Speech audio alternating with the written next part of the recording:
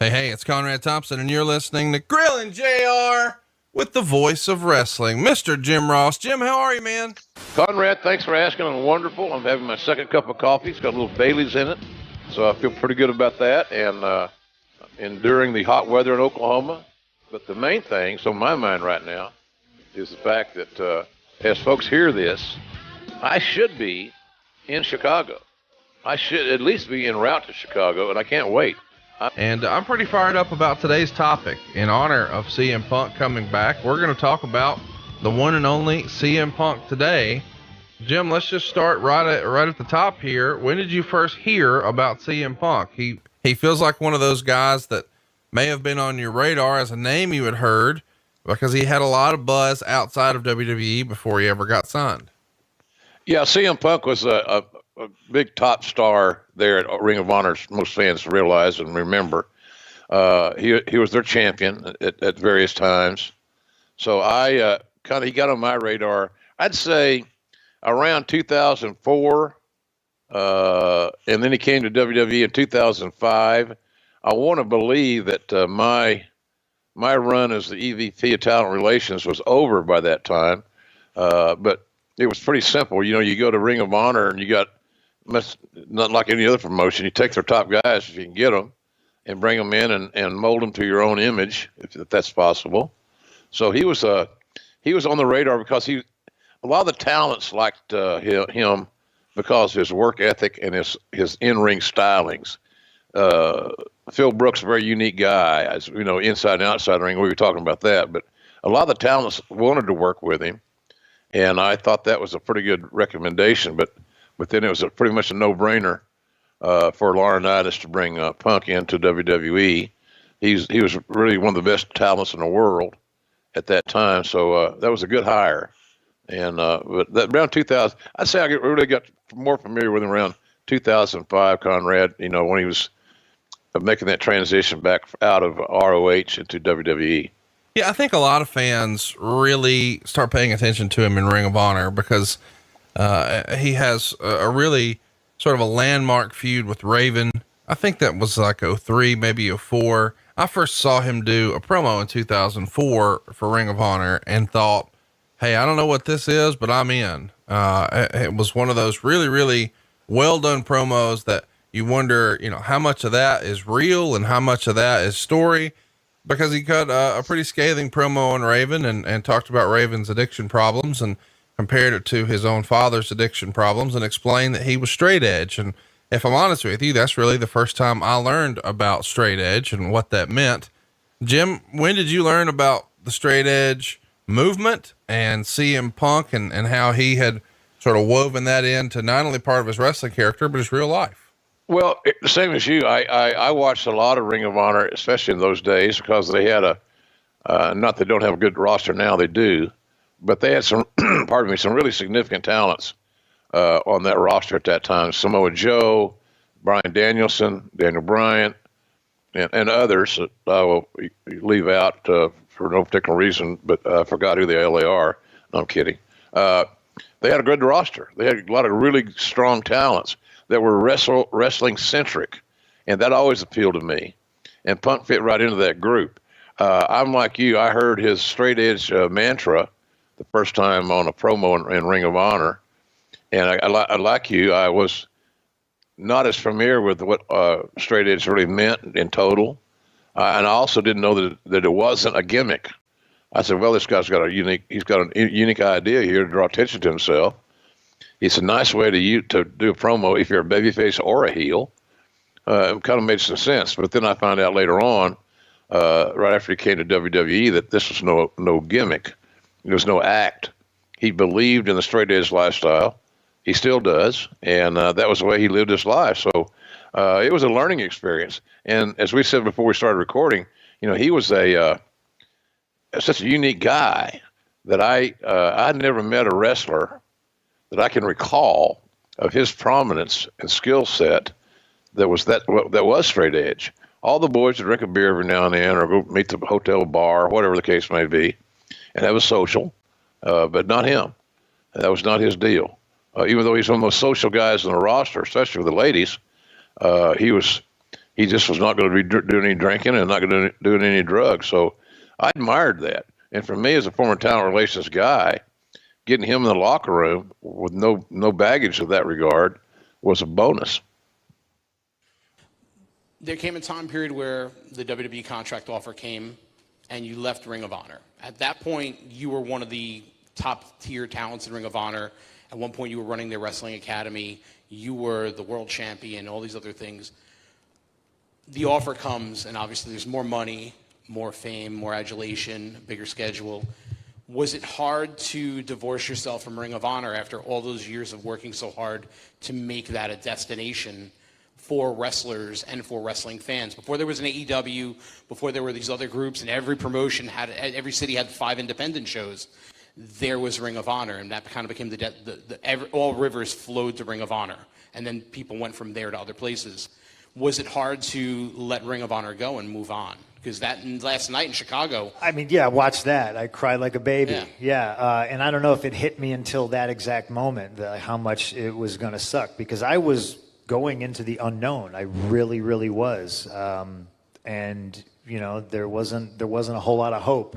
There was, oh, you're going to get used the wrong way and this, that. But I was at a point where I had to see what I could do, because that's just me, and that's who I am. You know, it's like you climb the mountain and you realize, oh shit, there's another mountain. And then you climb that mountain and you're like, man, it's just a plateau. There's more to go. So I was always trying to go there. And WWE in my career, I don't think was ever the final. You know, I don't think I ever aspired to be a WWE guy. I think I wanted to wrestle in Japan, because I think all my heroes wrestled in Japan. I thought All Japan Wrestling was, you know, 93 was like far and away best wrestling of all time. And I wanted to go there. I got to go to Japan. I was like, fuck yeah, I made it. And then Hashimoto tells me, maybe too big lightweight, not big enough heavyweight. And like, next thing I know, I've canceled all my bookings because they were supposed to bring me on the tour, and then they tell me I'm not on the tour. And I was just like, ugh. So I call up Gabe and I go, hey, can I have that booking back? And Gabe was like, oh, yeah, you know, because Gabe was always inundated with that. Like, Carino would always be taking guys, and guys would be canceling off shows, Homicide, Low Key, all that. So Gabe was thrilled that I was, you know, back on the show. And then I told him, I was like, I don't think the Japan thing is going to work out, and I'm sick of being jerked around about you're on the tour, you're off the tour. So I was just like, let's just fucking make something here. And I think we did make something there. I think I'm super proud of Ring of Honor at that time, because I feel like we made it a destination, just like you said. And it's still going today. Yeah. I think at that time it was a destination for guys to go and not only work and get paid well, but also learn. And that's kind of, you know, like I was like, I want to work with Jimmy Rave. And Gabe was like, what? Why? And I was like, there's fucking something about him. And, you know, I mean, you know, I think he'll maybe learn something. Not that I'm, you know, professor or anything like that, but it was very hard. It was very hard to leave, because like I said, it was just unknown. It just felt like time to go. Well, you mentioned it, you know, we get lots of questions about this. You said, you know, he's one of the most social guys there, especially with the ladies. You got anything you want to elaborate on there? Well, I mean, he dated several women wrestlers there at WWE, and you know, it's not secrets. I think he dated Beth Phoenix, who's now married to Edge. I can't remember all the other. Raphael Morphy and I were talking about that the other day, just on a trip. I mean, this dude got around, man, and he was very social, and very much the ladies' man. So, and you know, more power to him. You know, boola for CM Punk, but he was very social in that regard. But he was always social, and he was never high. He was never drunk. He never buzzed. So, but he did pretty good there. He had a nice social life, and then of course ends up marrying his bride. I always thought she was extremely attractive, talented, complex, a character that you just couldn't help but want to see more of. And so, you know, his life it's been a really interesting story we're going to tell here today. But he's a unique dude, no doubt about it, and intriguing as hell to be around. And I think the fans are going to see that at StarCast. He's very he's very opinionated, and he's honest. So, he may ruffle some feathers. I expect that he will at StarCast, but I think it's going to be one of the more intriguing presentations that you're going to be bringing on the fans in this entire weekend. He's that good. He's been dormant. He's been silent, and I can tell you that it's just not his style to be silent. And I think Conrad, I was wondering, I was going to ask you a question. How hard was it to get him signed?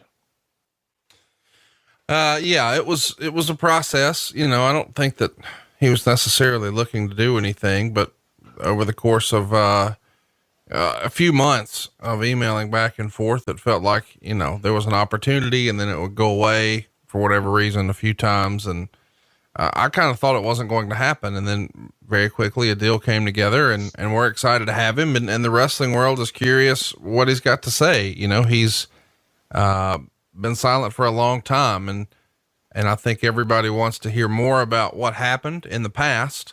But what I think most people are interested in, and the question I'm sure he's going to get this weekend, no less than 500 times, is what's next?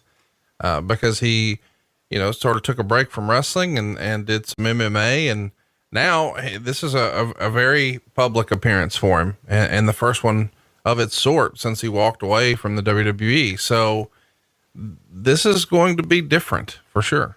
Yeah, it's going to make a lot of headlines.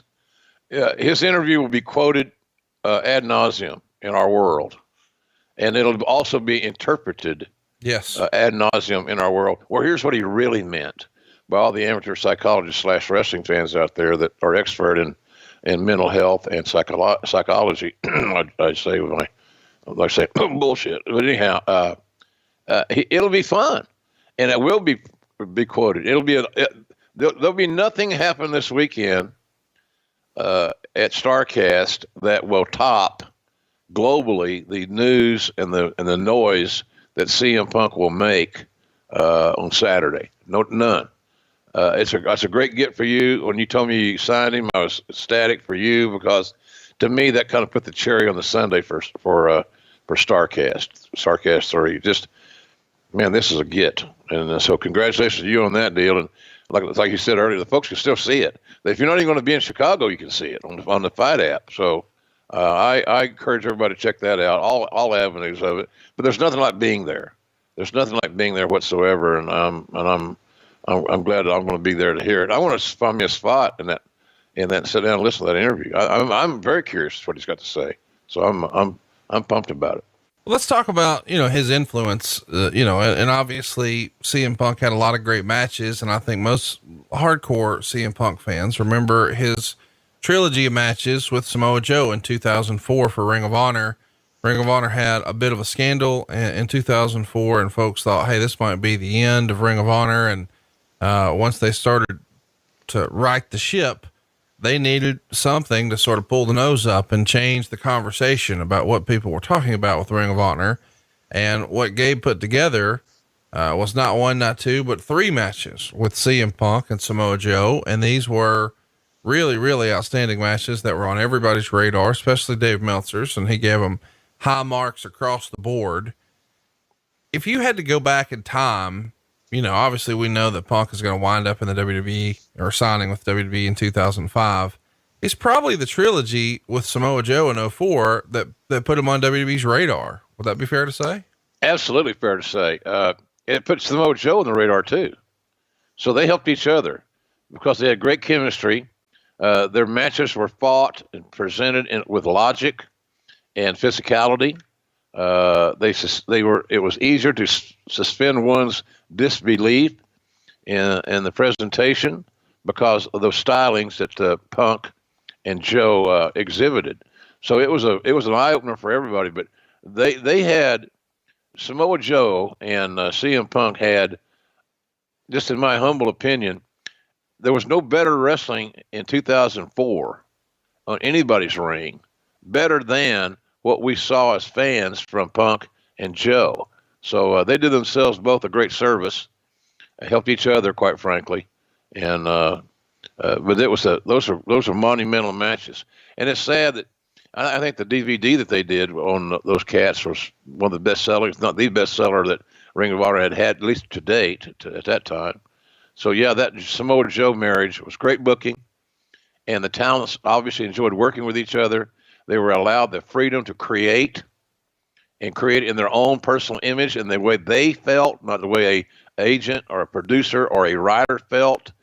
It was their ball game to manage, and I think given talents of that level, that opportunity generally gives you the best chance to have a hell of a match and a keeper, so to speak.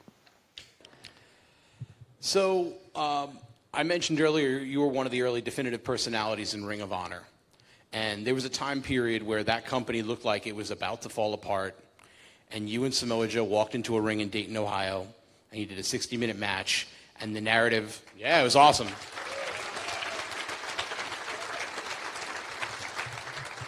The narrative immediately went from ROH is doomed to ROH is great.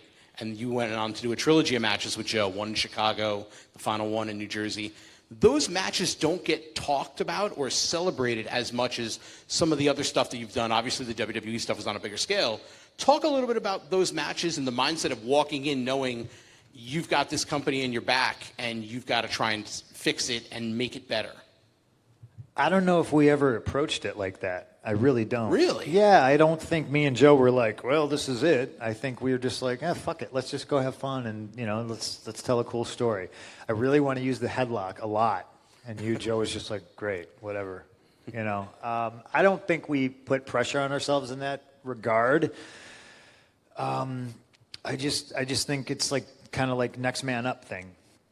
There was a group of guys who worked for TNA. I was one of them. We worked for ROH, and I remember we all had a bit of a meeting, and we were like, we can't let TNA tell us who we can and can't work for, and we all were like, yeah, gung ho, let's do it. And then the next day, so and so cancels off Ring of Honor, so and so cancels off Ring of Honor, so and so cancels off Ring of Honor, and Gabe looked at me and he's like, you're canceling, and I was like, no, I just can't operate that way. Like TNA told me you can't work for them, and I was just like, I can. Like, yeah, I'm an independent contractor, right? Like, no, but you have a contract with us, and I was just like, all right, but it doesn't say you can't prevent me from working anywhere. So, a bunch of other guys said they were going to stay, and they left. I stayed, and then, like I said, it was like a next man up thing. It's what happens in sports teams. So and so gets traded. So-and-so retires, it's the next guy up. And I was like the next guy up. I don't know if Gabe ever looked at me like I was, one of the main guys or whatever, but he kind of had to at that point. There was, like I said, there was nobody left, and I wasn't supposed to wrestle Joe, and I'm the one who floated the idea of a 60-minute draw because I was just basically like, well, if Joe just beats me, then he just beats me and there's nowhere else to go. Who's he going to work with next? So I think the idea of the trilogy came based out of that, and it was almost out of necessity. But I don't know if me and Joe ever approached it like we were saving anything. We were just maybe thankfully too young and naive to realize that like if we shit the bed, that it probably wasn't going to be in a Ring of Honor anymore. I feel like you and Joe had like one of the most celebrated wrestling bromances in that time period. You guys were like peanut butter and jelly. It just seemed like it was like one of those matches and one of those clicking of personalities that worked. I don't know how close you are to him anymore. I don't know if you still follow what he's doing, but what are your memories of working with Joe? Because I don't think you guys would have had success, but I don't think you would have had success the same way that you did if it hadn't been for that rivalry and that friendship. I think the rivalry had success just because of ideas. I looked around. I would always look around at the locker room and like the landscape, and I would always be like, okay, what's missing? What's nobody doing? What's everybody doing? I'm going to try to do the opposite of that. And I don't take credit for anything. I think those who were there know like who did what, who's responsible for whatever it is. I think you can see my fingerprints all over stuff. There was a rash of 60-minute draws after all that, and like I apologize for that. But I loved working with Joe just because it was one of those things that it was easy. It wasn't always necessarily not difficult, if that makes sense, but working with Joe was easy. But the dude would beat the shit out of you, you know. So not that was, you know, a bad thing. That was just kind of like the style we worked. And he was a bigger dude that I felt like I'm not the smallest guy, but I'm not the biggest either. But I could get away with doing more with him because he was a bigger guy and he was a better base. And I think that's another thing that made the matches so much different, is because it was believable that I could stand up to Joe because he's not, you know, 390 pounds, but there wasn't such a drastic, like, Rey Mysterio-esque size difference. Working with Joe's a peach, you know. Hopefully whatever he's doing now is fun and good, and I hope he's happy. It's sort of interesting too, his journey he takes before he winds up in the WWE, because, and I think a lot of fans have probably forgotten this, but he was signed to Impact. He was a part of TNA Wrestling and was down there pretty regularly and routinely. And, for whatever reason, they didn't do much with him. You know, he had the occasional spot on the Big Show, but he wound up being on their, sort of prelim show Explosion quite a bit. And it just wasn't, it maybe was a missed opportunity there. And at the time, Court Bauer was running, MLW. This is before he shut down and took the long hiatus, and before he relaunched and now is on TV. But the early days of MLW, he's working there for Court as well. So between Ring of Honor and MLW and TNA, he sort of made the loop. I mean, he was everywhere before he comes into WWE, and that's always, you know, the big time. And he grew up as a big Piper fan. That's one of his first memories. And I think there's an old photo of him floating around where he got to meet Stone Cold Steve Austin, probably around 1997, maybe 1996. And, you can tell that, you know, he's just a huge wrestling fan, and he's really attracted to the strong promo guys. And that's going to be the hallmark of CM Punk, not just the in-ring stuff, but his promo style. Who would you compare him to on the microphone? Is there someone from wrestling yesteryear that you think, Punk kind of reminds me of him? I always thought, because of unpredictable nature, and what you can't assume what he's going to say or what direction he's going to take, that he reminded me, pardon me, a little bit of Terry Funk back in the day when he was a great heel and able to inside a crowd. He was a great salesman, verbal salesman, Terry was, and he never knew exactly what story he was going to tell, what analogies he was going to use, but somehow or another he made it all relevant to his game inside the ring. So that would be one guy I could think of right now. But there's it's rarefied air in comparing Punk to anybody else doing promos, because quite honestly, there was a time there, in my opinion, that he was the best on interviews in the business at one point. You know, his pipe bomb stuff is very infamous and so forth, but he is a unique cat in all areas, including how he mixed his martial arts stylings in with his wrestling matches. But what brought him to the dance and kept him at the dance in a big money position was his verbal messages that he could communicate. And so I think he's really in the last several generations, he's in that conversation with the top promo guys of all time in that regard. So, and because the subject matter was so unique, and it was a natural extension of his own personality. Folks have heard me say that right here. The best stars are extensions of their own basic personality. Stone Cold Steve Austin is exactly like you see him, except he turns the volume down a little bit when the camera's not on.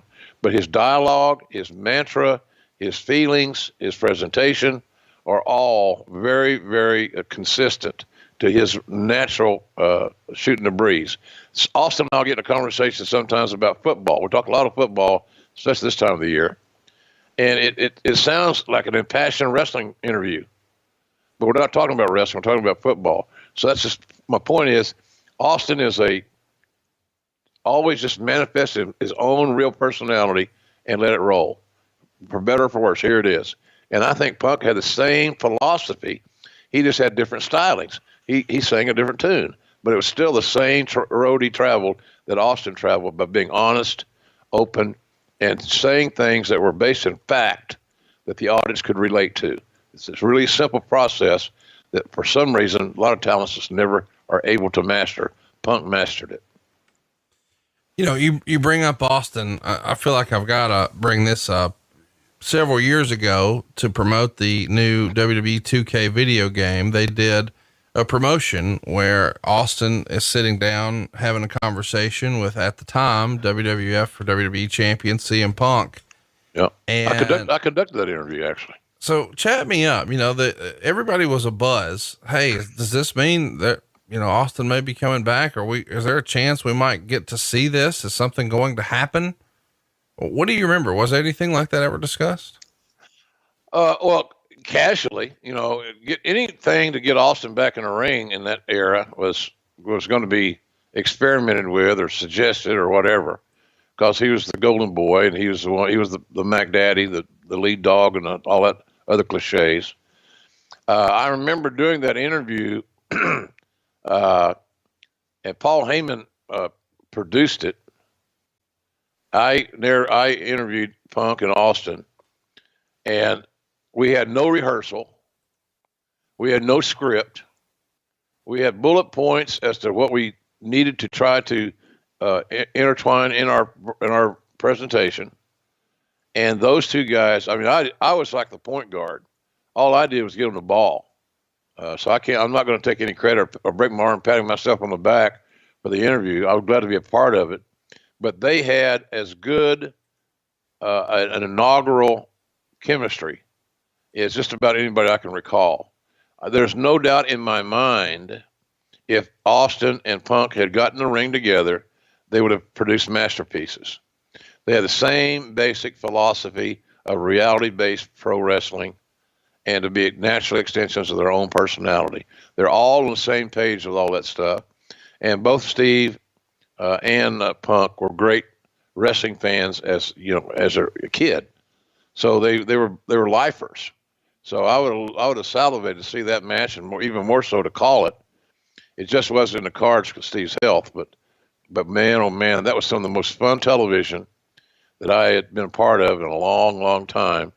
Thanks to 2K and Bryce Yang and all those guys putting that together. Heyman was, like I said, was there producing. It was a real cool moment for me to be a part of. But again, it just shows that people go back and look it up. Go back and find that Austin Punk interview. If you haven't seen it, folks, it was kind of obscure in a lot of ways. So it didn't get mainstream. It didn't make Raw, let's say. It didn't get mainstream coverage. But god dang, man, it was scary good.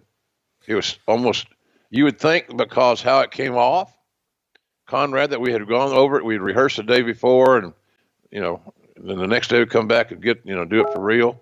No way, baby. It's just, here's some bullet points, here's your cameras, and we'll count you in and go and have at it. So it was beautiful. It was a beautiful day of production. It's sort of fun to armchair quarterback and fantasy book the territory, so to speak.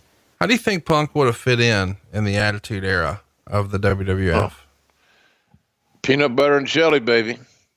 JR's barbecue sauce and those good old ribs, hand in glove. Every other analogy one could come up with, he'd have fit perfectly. He would have fit as good as anybody that we had on the roster in the Attitude Era because he was attitudinal, for real. And the nice thing about him, one time I was talking, he's a very competitive guy. So there's no doubt, no reason to be surprised at how good his promos were, because he wanted to be the best he could be. And he was really devoted into being the best in his profession. So I think that the son of a gun is just, he would have been perfect in the Attitude Era. And there we could have got to see that Austin and Punk match. That would have made the Attitude Era even better. But he'd fit perfect with Conrad. He's almost too perfect a fit in the Attitude Era because it's like it was created for him, because he was genuinely attitudinal, and that's what got him over, I think, his attitude. Well, he's obviously on you guys' radar, pretty early on. He does a tryout in 2003 that didn't really wind up going anywhere, but I think he may have even popped up on TV at one point in like a backstage skit where he's congratulating Brock Lesnar on winning the belt, not as an on-screen character that's been named, just sort of in the backdrop or background. And that's right after Brock had beat Kurt Angle for the world title. But he gets another tryout in 05, and that's probably when you guys really decide, hey, we're gonna do something here. I think it's May of 2005. He got a win over the Amazing Red, and a few days later, he worked with Val Venus, and this time it made Sunday Night Heat, and I think that's on YouTube somewhere. And Val, of course, beat him. And then about a week later, he worked one more dark match with Matt Capitelli, and I'm sure we'll talk about him another time. And he would try one last one 3 days later with Scotty 2 Hotty. And at that point, you guys extend the offer. So May of 05 is when the offer comes, but behind the scenes, he had been putting in a lot of work with Ring of Honor. He was their trainer, and he had been tag champ and world champ, and he had done it all with Ring of Honor. And as we mentioned, he had done some stuff with TNA, but probably the most notable thing that happened at TNA was a bit of a falling out with Teddy Hart. Sometime in 2004, I believe there was a situation outside of a Waffle House in Nashville, which is where they were doing TV every single week, or their pay-per-views at the time were a Wednesday night pay-per-view. That was the format for their business. And Teddy Hart is one of those lightning rods for controversy. I think a lot of people assumed that it would have eventually worked out where he would have been a part of WWE. And I know he tried a few times, and he was there for a cup of coffee, but it never really panned out for Teddy. Any stories about Teddy Hart you can share with us? I don't know when we'll talk about him again. Well, I was happy to hire him because he was such a little phenom, little meaning young, I should say. He was very, very skilled and talented. You're raised in a Hart family. You learn to work when you learn to work before you get your driver's license. You're a Hart family member, and he was, so Teddy was his own worst enemy. And some guys mature, Conrad, at different times of their life. We know that from working and being adults and having businesses and so forth. It's just one of those situations where everybody kind of sees the light, or the light becomes more clear at different times of our life. And you and I both know wrestlers that are up there in age that still haven't matured. They're still living the life of a sophomore with too much money in their pocket. But Teddy wasn't ready for the road. It didn't seem like, here's the thing about Teddy Hart. He did not have, his lack of success in WWE, in my opinion, had nothing to do with his skill set. He's a hell of a little hand. I know he's doing some work for Court Bauer now in MLW. And I got to believe he keeps everybody on their toes, but he's a really, really outstanding talent with a great skill set. I just think that in that era, at his age, he was just, he was susceptible to making errors in judgment in that regard. And a lot of this is based on the maturity level. And it's not a sin, by the way, folks. It's not a sin. But, we talked about this one time with Scott Hall when the plane ride from hell, and we had to give Scott Hall his notice. And I believe that we helped contribute to his longevity by getting him off the road. But he'd had his run. Teddy had not had his run when we hired him, but we were loyal to the Hart family, and I believed in their work ethic and their DNA. And so we gave him a shot. Even though he was smaller, he's just so damn talented. But I think the issue is social maturity. And hey, I said the same thing on the rookie Brock Lesnar. He was a handful, but because he had never been on the road. There were things on the road that he'd never got to experience that he kind of liked. So Teddy was just a talented son of a bitch. I can tell you, he really was. And I hope he does great with the MLW and he can live his dream. But I think he had to make some. I saw him where did I see him not too long ago? Maybe at AEW somewhere, a taping or something. Something we did, and he was there as best I recall. He was at StarCast too in the back. I mean, he wasn't booked to appear or anything, but he was definitely in the green room. I saw him. So yeah, we talked, and he's talking about Hey, I made some mistakes young. And we all did, man. The key thing is learning from those mistakes and moving forward in a positive manner. And it seems like he's doing that right now. I don't know. I saw a little clip of him the other day with him and Hannibal. I had a little verbal spat on video, and I didn't know if that was a work or if it was real. But anyway, he's a compelling character. But I like him. I hope he does well. You want all those kids that can stub their toe, and that you gotta terminate. I didn't like giving him his release. You don't like giving anybody the release, especially somebody that cares. The one thing about Teddy, sometimes I think Teddy cared too much, and sometimes that clouded his judgment, just to utilize common sense and conduct himself as a valued member, a teammate within the locker room structure. And but I like his game. I like his game, still do. But that was the issue there with him at that time. Talk to me a little bit about the situation, the fight. Fights in wrestling, unfortunately happen. Talents don't get along. There's some words exchanged. Then there may be a dust up. It seems like it happens a lot less these days than maybe it used to. But, when you hear that, hey, Batista had a run in with Booker T, or in this case, Teddy Hart had a situation with CM Punk at a Nashville Waffle House. Does that make its way to your desk? Do you hear about that, even though these guys aren't working for you? I mean, you're certainly familiar with both names. Yeah, of course. They wanted to scatter, smother, cover, and chunk each other. Don't think I haven't been to Waffle House about 1 million times in my lifetime. Yeah, the word gets back because it makes the old proverbial dirt sheets, and everybody can't wait to get their hands on a freshly minted, mailed, and received dirt sheet. So yeah, I was aware of it. But hey, I'll tell you what, I'm sure Teddy's a tough kid, and he has no fear. I get that, and he may be the baddest man in the land. I don't know that either. He might be, but I can tell you this, man. Sight unseen, I got to pick a winner. I'm picking Punk. I had an interesting conversation one time about shoots and real fights and things like that. And he was very, very matter of fact in telling me that, I like to fight. And he said, JR, I will fight anybody.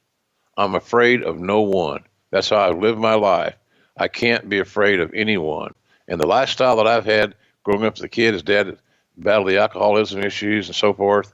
His mother had some issues as well, according to what we read online, bipolar type issues. He's a tough son of a gun, and he doesn't have any fear, and he likes to engage in physicality. Hence, he went to the MMA, and he's smart enough guy to know that trying to get in the MMA business on a high level like UFC when you're in your late 30s is probably not the most judicious decision one could make. Your chances of you succeeding are slim and none. And as Nikolai Volkov might say, old Slim just left town. So he had an uphill struggle in that regard. So I know that he's a combative son of a gun. He would have been a handful. It would have been a hell of a fight, but I think Punk would have, and I don't want to piss off the Hart family because I love them. But Punk is I don't know, he seems like he always had a sense of urgency when it comes to those situations. And you watch his matches in the ring, he didn't hold things back in the ring. He was not a stylistic guy, even though I'm sure he didn't stiff people and hurt people. I've heard of that. But what he did looked awesome, and it looked like you can't see through it, as they say. So I like his chances in that situation. But to know how he is, he's naturally combative. He's naturally competitive. And boy, those are great traits to have if you want to be a star in the pro wrestling world. Let's mention here that when you guys bring him in and agree to sign him to a developmental contract, of course, as you said, the dirt sheets get a hold of it, so everybody knows that he's signed, but he's allowed to finish up his commitments to Ring of Honor, and they schedule him for a world title shot in June. So, not too terribly long after he has that tryout match, and he beats Austin Aries and wins the world title, and the fans are cheering. And, of course, Afterwards, he grabs the mic and does in his words, his first pipe bomb. He even references that the microphone in his hand, or in anyone else's hand, is just a microphone, just a tube of plastic, but in his hand, it's a pipe bomb. And he announces that not only is he the Ring of Honor World Champion, but he's taking this Ring of Honor World title to WWE with him. And, eventually he shows up in a suit, which is very un-CM Punk life, and signs his new WWE contract on top of the world title. That's old school good stuff, is it not? Absolutely. So logical, real, felt real, was real in that respect. Yeah, smart stuff by him. No doubt. I've always wondered, I'm not so sure looking back on the situation, if it had been my call, sometimes corporately, you got to send a guy with his skill set, to like say OVW. And we always got great results out of OVW back in the day with Cornette and Danny Davis and Rip Rogers. All those guys are great. And now Al Snow owns OVW, and they're training some real good kids. They're going to produce some stars. There's no doubt about it. So there's a lot of good schools, folks. So the OVW school in Louisville is one you don't want to sleep on. It's a damn good one. But I'm not so sure he needed that stop off in OVW, other than maybe to get maybe like an orientation on how we do interviews, or how the PR is done, or your schedule, what's expected of you. Like I said, what's the word I'm looking for? When you go to Orientation. What is it? Orientation. Orientation. Yeah, I said that. So anyway, that was kind of an orientation for him.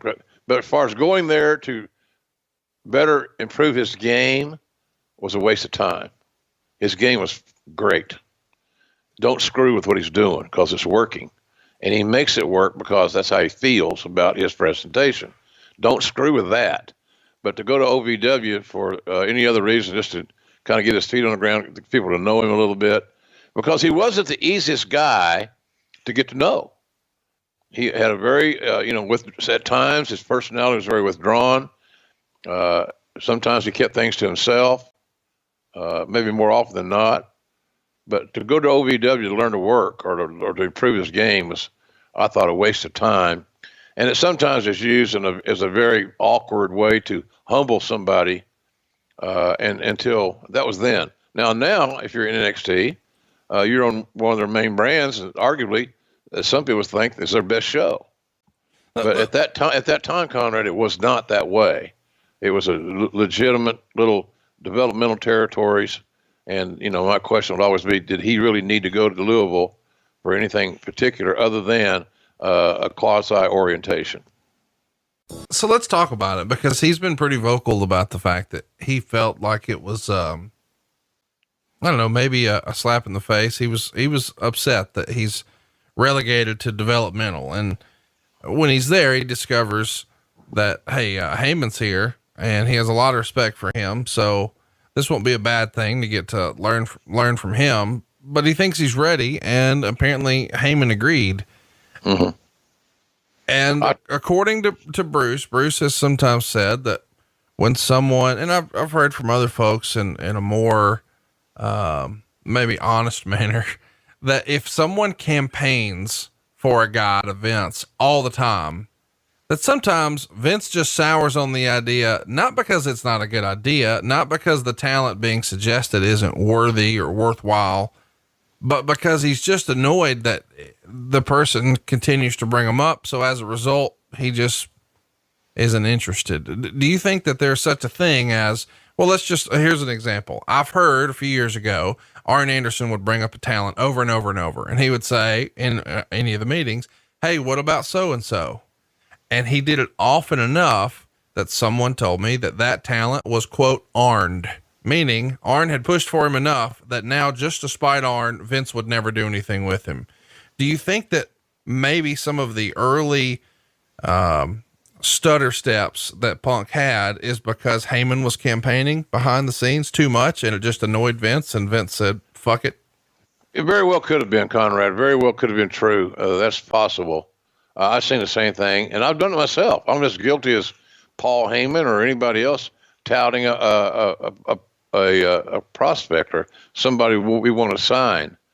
Now, I was lucky in that role because I didn't have to get Vince's approval to sign talent. I signed guys after a while after I had that job because my track record got pretty good with our team. But yeah, I can see that very readily happening where there's a pushback or backlash on overselling. But I'm with Punk. The value of Punk going to OVW was the fact that we had Heyman there.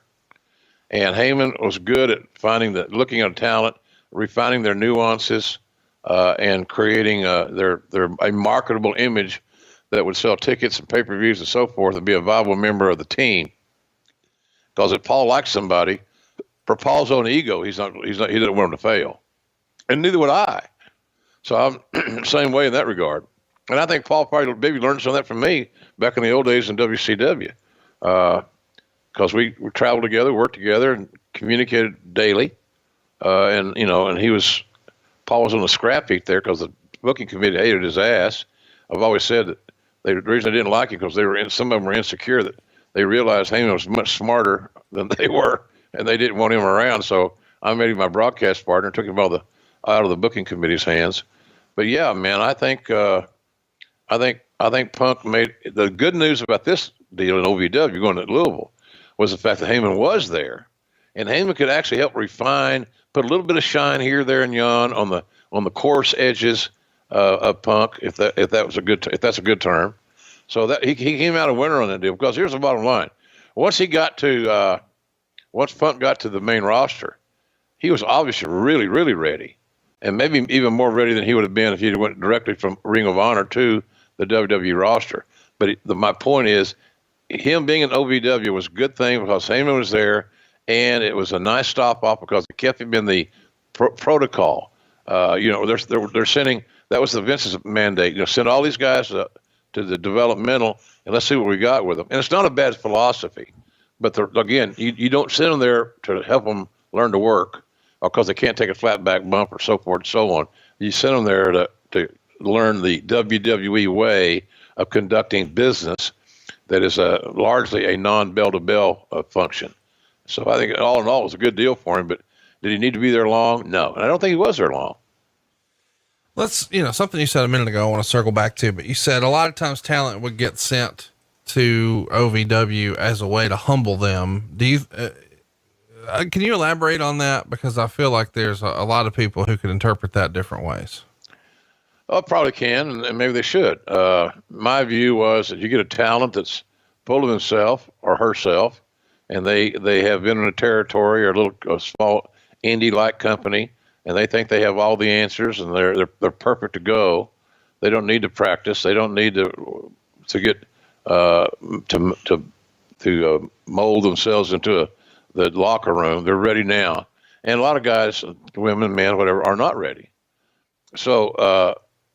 And if you come in with full of yourself, like some guys do, I should have been signed here years ago. Instead of saying, hey, man, I'm glad I got this opportunity. I'm going to make the most of it. I'm going to work my ass off. You're going to see it, and you're going to see the results. That's one thing. But to say, I didn't need to, I was ready to go from the get-go. I didn't need to go get trained. You think a guy like, none of these kids on NXT, because they are ironically going head-to-head against AEW beginning in, us in October. They're going to start in September on USA. Some guys believe that's what makes the NXT different now.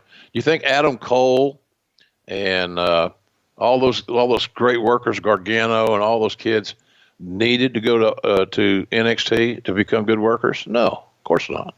They're good. They were good the minute you laid eyes on them. But again, you got the orientation aspect is there. They're always going to do that. But I think Punk. If anybody was going to revolt and feel really, really insulted, it would be him. And I think with good reason, Conrad. But he did it, and I think the saving grace there, as we mentioned, was that Heyman was there to see after him, and that I think that meant a lot to Punk, and I think it meant a lot to him even more later because Heyman helped get him ready for the main roster.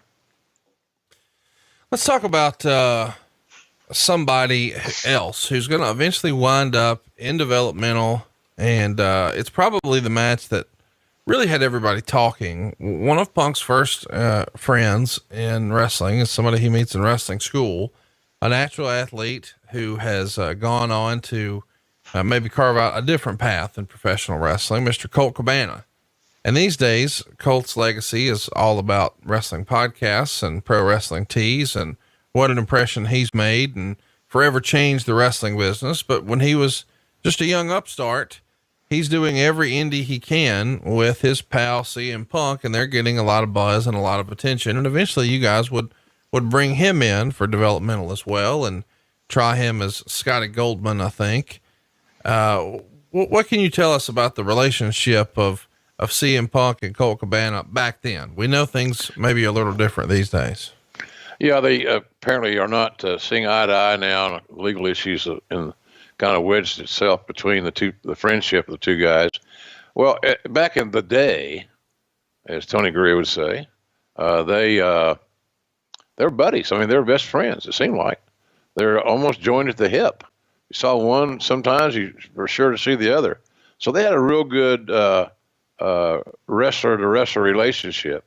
They both, lived in Chicago. They did the indies together. They spent a lot of time working with each other. I think they helped each other's in-ring game immensely, because I've always said you can't get better in the ring consistently working with people that are not as good as you. So you have to have a comparable skill set in the ring with you to get better at your game. And I think both those guys pushed each other well in that regard. And I remember bringing in Colt Cabana. I thought, for some reason, I never have understood this, that Colt Cabana was a very, very good worker. He still is. But it seemed like the thought was, well, somebody thought he was not going to be a great wrestler, not a main event guy on the WWE level, which I totally disagree with. And so they wanted to make him a broadcaster. And quite frankly, I've heard some of his broadcasting work at Ring of Honor. He's very good. Yeah. He's very good. But that was the deal. It was almost like we're going to throw our hands up now. He's not going to be a great wrestler, that story reminds me of Brian Pillman, who we were going to make, after he got his ankle fused, make him a broadcaster in the shades of Jesse Ventura or somebody. And he hated it because his wrestling career, in his mind's eye, was not over. In the reality of the matter, it was over, because he can't be as athletic or as he was when he had his feet were good, and ankles were good, and all that stuff. But I think that was the thing about Scotty. He wanted to wrestle. He had unfinished business to do in the ring, and wanted to get it done while he was still able to do it, and not start a brand new career as a broadcaster. But I can tell you, whoever had the idea of him being a broadcaster in WE was right on the money, because he's really good at verbal skills. And why would you think not? He was one of the first guys to podcast, and he's a good talker, smart kid. He's very interesting to talk to. But I think both those guys are very, very complex in a lot of ways. Somebody might say that both Scotty and Punk were both, were complex guys. I'm not so sure how complex they were. They may have been more just the other side of that. They may have been very simplistic. Treat me right, be honest, be fair, respect me, and you'll get 10 times that in return. And so they had a great relationship. And it's unfortunate now that they don't have that relationship any longer. And I can only hope that for anybody's friendships that last long and you separate for a while, that they can reconcile and move on. Let's talk about one of the things that he gets going with, he being CM Punk, pronouns pal. He makes his debut on OVW TV, and very quickly, has a little bit of trouble. I think he suffers a ruptured eardrum and a broken nose on his official TV debut. And he's really out of sorts here. And he would admit years later that he didn't really know what WWE wanted, but he knew that they had a reputation of being sort of the land of the giants. And you got to remember, this is 05. This is not now. So in 05, the top guys are guys who look like Batista and Triple H and John Cena. They're not necessarily guys who look like Daniel Bryan, or for that matter, Samoa Joe or CM Punk. So he starts to bulk up. He's eating more. He's changed his diet. He's lifting more, and he's trying to put on a bigger frame. In 2005, when did that culture change? Is there a moment that you remember, or a talent or an angle, a piece of business, whatever, where you thought, okay, that's no longer necessary. We don't need to have behemoths anymore. It was around that time because at the same time that we were bringing in Daniel Bryan would be a great example for that, because here's a guy that's 5'8" or 9, just absolutely an amazing in-ring tactician, one that his skill set would be successful in any era that I've worked in my lifetime in wrestling. And I think Punk fit right into that same mold. You got highly skilled guys, very motivated. They really, really wanted to be in WWE, and maybe not just because of the money, but because of the status and the fact that WWE was always the goal. It's easy to say, and I'm not knocking XFL, but if you're an American football player playing American tackle football, and you want to do it for a living, the first choice is always the National Football League.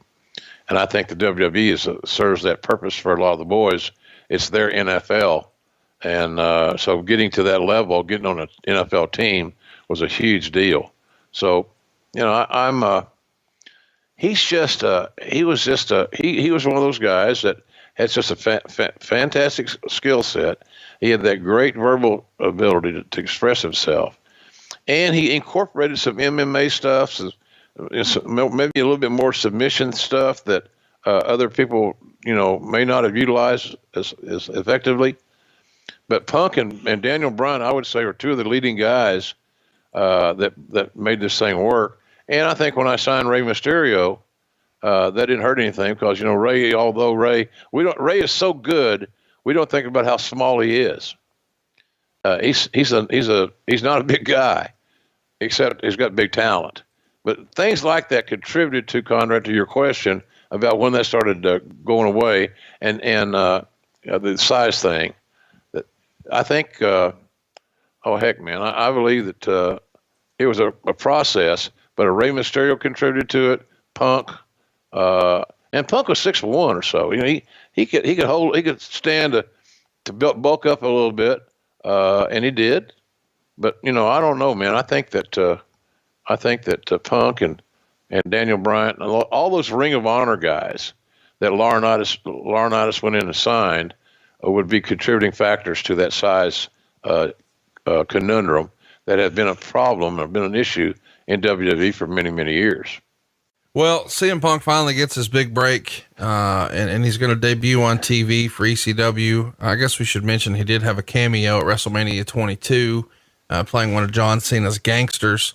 And that's pretty common. You go back and see the Undertaker's entrance a few years ago, and it was a lot of, quote unquote, underneath talent. And even Triple H, at WrestleMania in 2014, he had, I think it was Alexa Bliss and Sasha Banks and Charlotte Flair, helping with his entrance. So that's sort of a rite of passage for a lot of developmental talents. But once he's on TV for ECW. So they're going to relaunch ECW and task Paul Heyman with trying to make that show successful. And of course, one of the talents he wants to feature is CM Punk. And while not a lot of great stuff comes from this relaunch of ECW, I don't know that he would have had the opportunity to shine on the big stage with, the right lens, had Paul Heyman not been there to shepherd it. And ECW certainly provided that. Is that fair to say?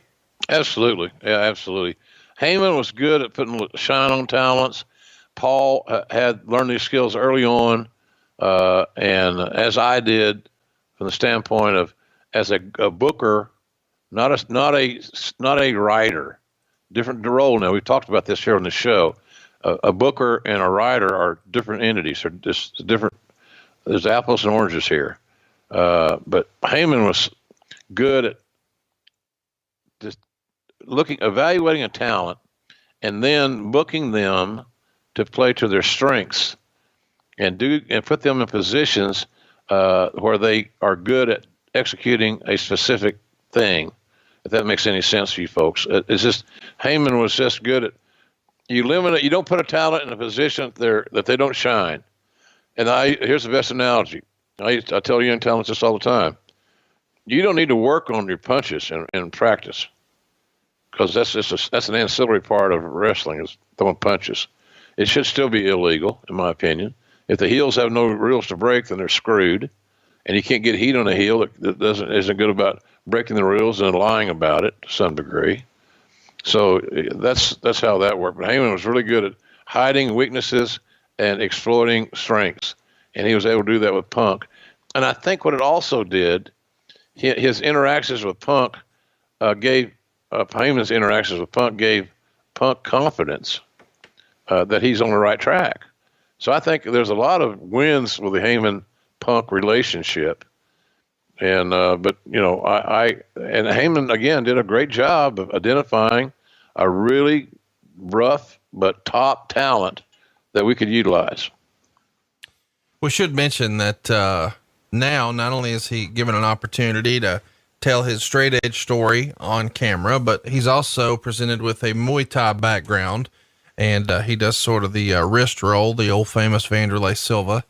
Yeah. And you can tell that he has a big MMA influence and a big fan of that. And Paul puts him in good spots against a lot of old ECW talent like C.W. Anderson and Stevie Richards and Justin Credible. But he gets really his big break, probably teaming with D-Generation X and the Hardy Boys in a Survivor Series match. And, knowing what we know now about, the rumor and innuendo that maybe Triple H wasn't the biggest CM Punk fan, that's an interesting pairing. Punk with the Hardys, maybe I could see it, but Punk with Shawn Michaels and Triple H, a couple of guys who have a reputation for not always being the friendliest of guys with young talent. And I think at different times, they've both been rather vocal about their opinions backstage. Chat me up. What'd you think of this pairing? And, did you have a specific conversation with either Shawn Michaels or Triple H about CM Punk? I don't recall having a specific conversation. I think that, quite honestly, if I was guessing what Triple H's issues with Punk would be Punk's physique and how he looked, and that because he did not look like a guy that was a future WWE champion in the eyes of a lot of people. But here's the thing, man. His skill sets for all of this stuff was great. And so I think their issues, quite frankly, was more like on how he looked in their view, and not how he worked.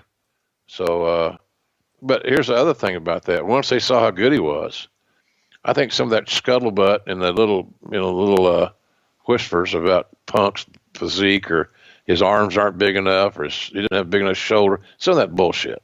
That he, after they saw what he was all about.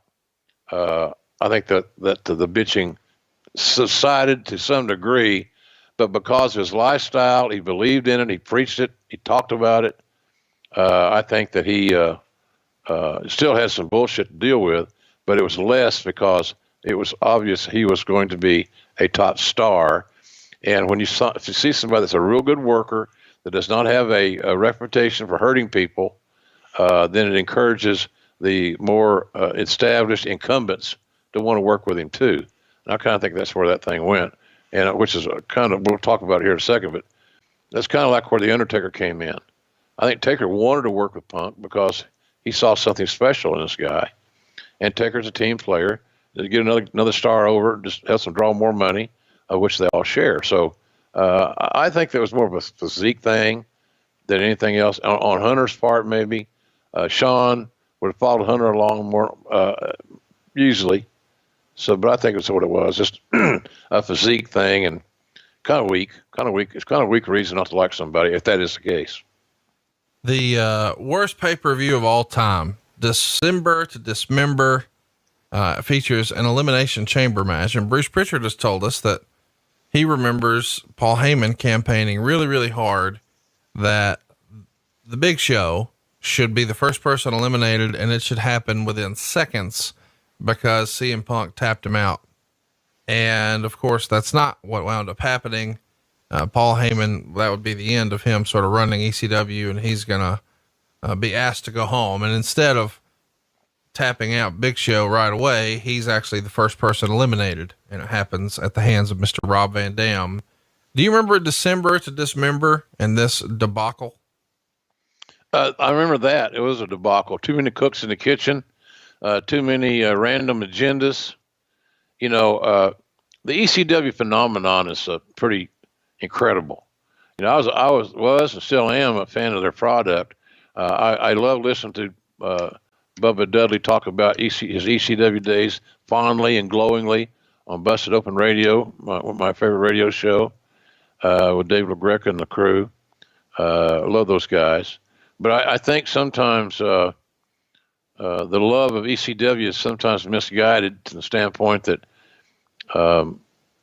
it's hard for me to fathom that there would be an ECW that created by Paul Heyman if there had not been a Mid-South Wrestling that Paul Heyman watched as a tape trader and a fan, because the ECW physicality, the blood, the guts, and the beer, the fighting, the brawling was very prominent on Mid-South long before ECW was created. So I think that the Mid-South had something to do with the ECW stylings. Big fan of it. So, but the thing I'm trying to say is that the ECW brand, to those that were committed to it, is still a very special thing. And if you, like I said, you listen to Bubba or some of these other guys that were ECW guys, had the jersey, the first helmet, they were in the game. You'll hear that it was a special place. But Paul tried so hard to resurrect it and make it a special place that it sometimes alienated some folks. But Paul can be very persistent. And I remember talking to Paul one time. He wanted to do, he was pitching creative some program for Little Guido, one of his ECW boys, and I can't remember, James Marito, I think is his last name. Great guy, but he's small. I said, Paul, you're dying on the wrong hill, man. Hey, you're bugging the hell out of Vince, because I've just said, if Heyman hits me one more time about doing this big angle with Little Guido, I'm going to kill him, type thing, tongue in cheek. But Paul was that persistent.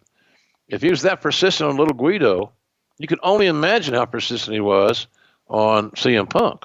There are different talents there now. And Little Guido's fundamentally sound, good guy. You want him on your team. You want him in the locker room, but you don't want him to main event in the card. And I'm not saying Paul wanted to be the main eventer, but he indicated that he had that potential to get over and be a star. And nobody believed Paul on that one or will go along with it. So that's kind of that, Conrad. The Heyman had a way of ruffling the feathers, and he wanted to resurrect ECW so badly that he was willing to put himself on jeopardy, and it bit him in the ass because, as you said, Vince had heard enough, and Paul was no longer involved in the ECW production. It just was not going to be resurrected. It was a brand that had its run. It was a great run. The WWE bought the library. We helped fund them for a while. All that was good stuff, no problem. We signed some really good talents from ECW, much like Laurinaitis did in the mid-2000s with the Ring of Honor guys that we're talking about. So I think Punk was but he came out of it okay. Even though he lost his guardian angel and his biggest supporter officially, I'm sure that Punk and Heyman continued to talk and strategize and game plan all along. Once Punk or once Heyman leaves, Punk is put into a feud with Hardcore Holly, who's going to finally end Punk's unbeaten streak in singles competition, which I guess was like 6 months or so.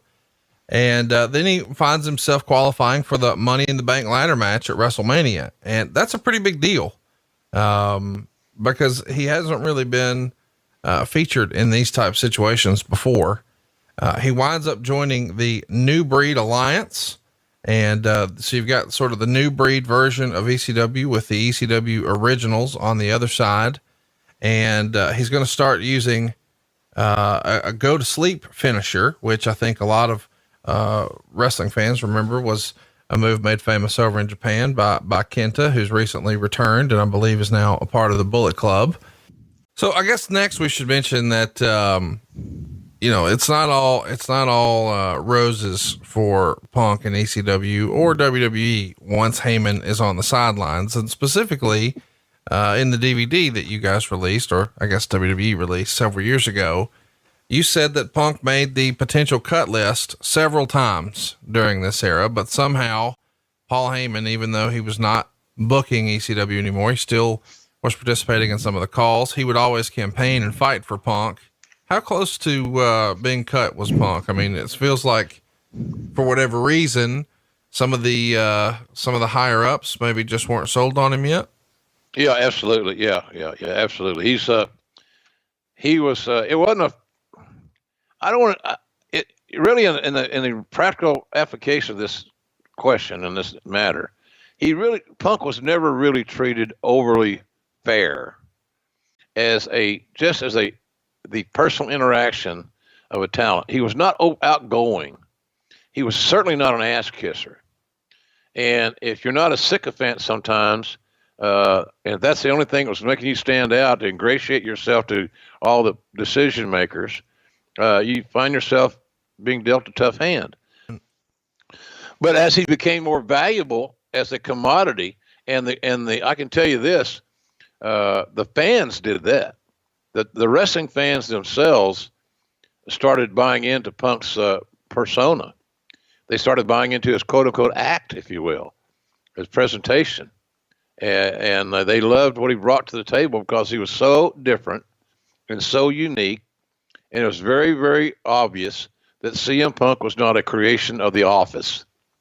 And sometimes when you come into WWE with your quote unquote gimmick or your name or whatever, sometimes it's a rough start. Sometimes you don't get that running start that you'd like to have because the WWE did not create you in that respect. They're going to refine you and make you better. It comes down to communication and ego. And Punk was a quiet, introverted guy. Oftentimes in that environment, I didn't find it ever to be sullen or moody to me because I understood him.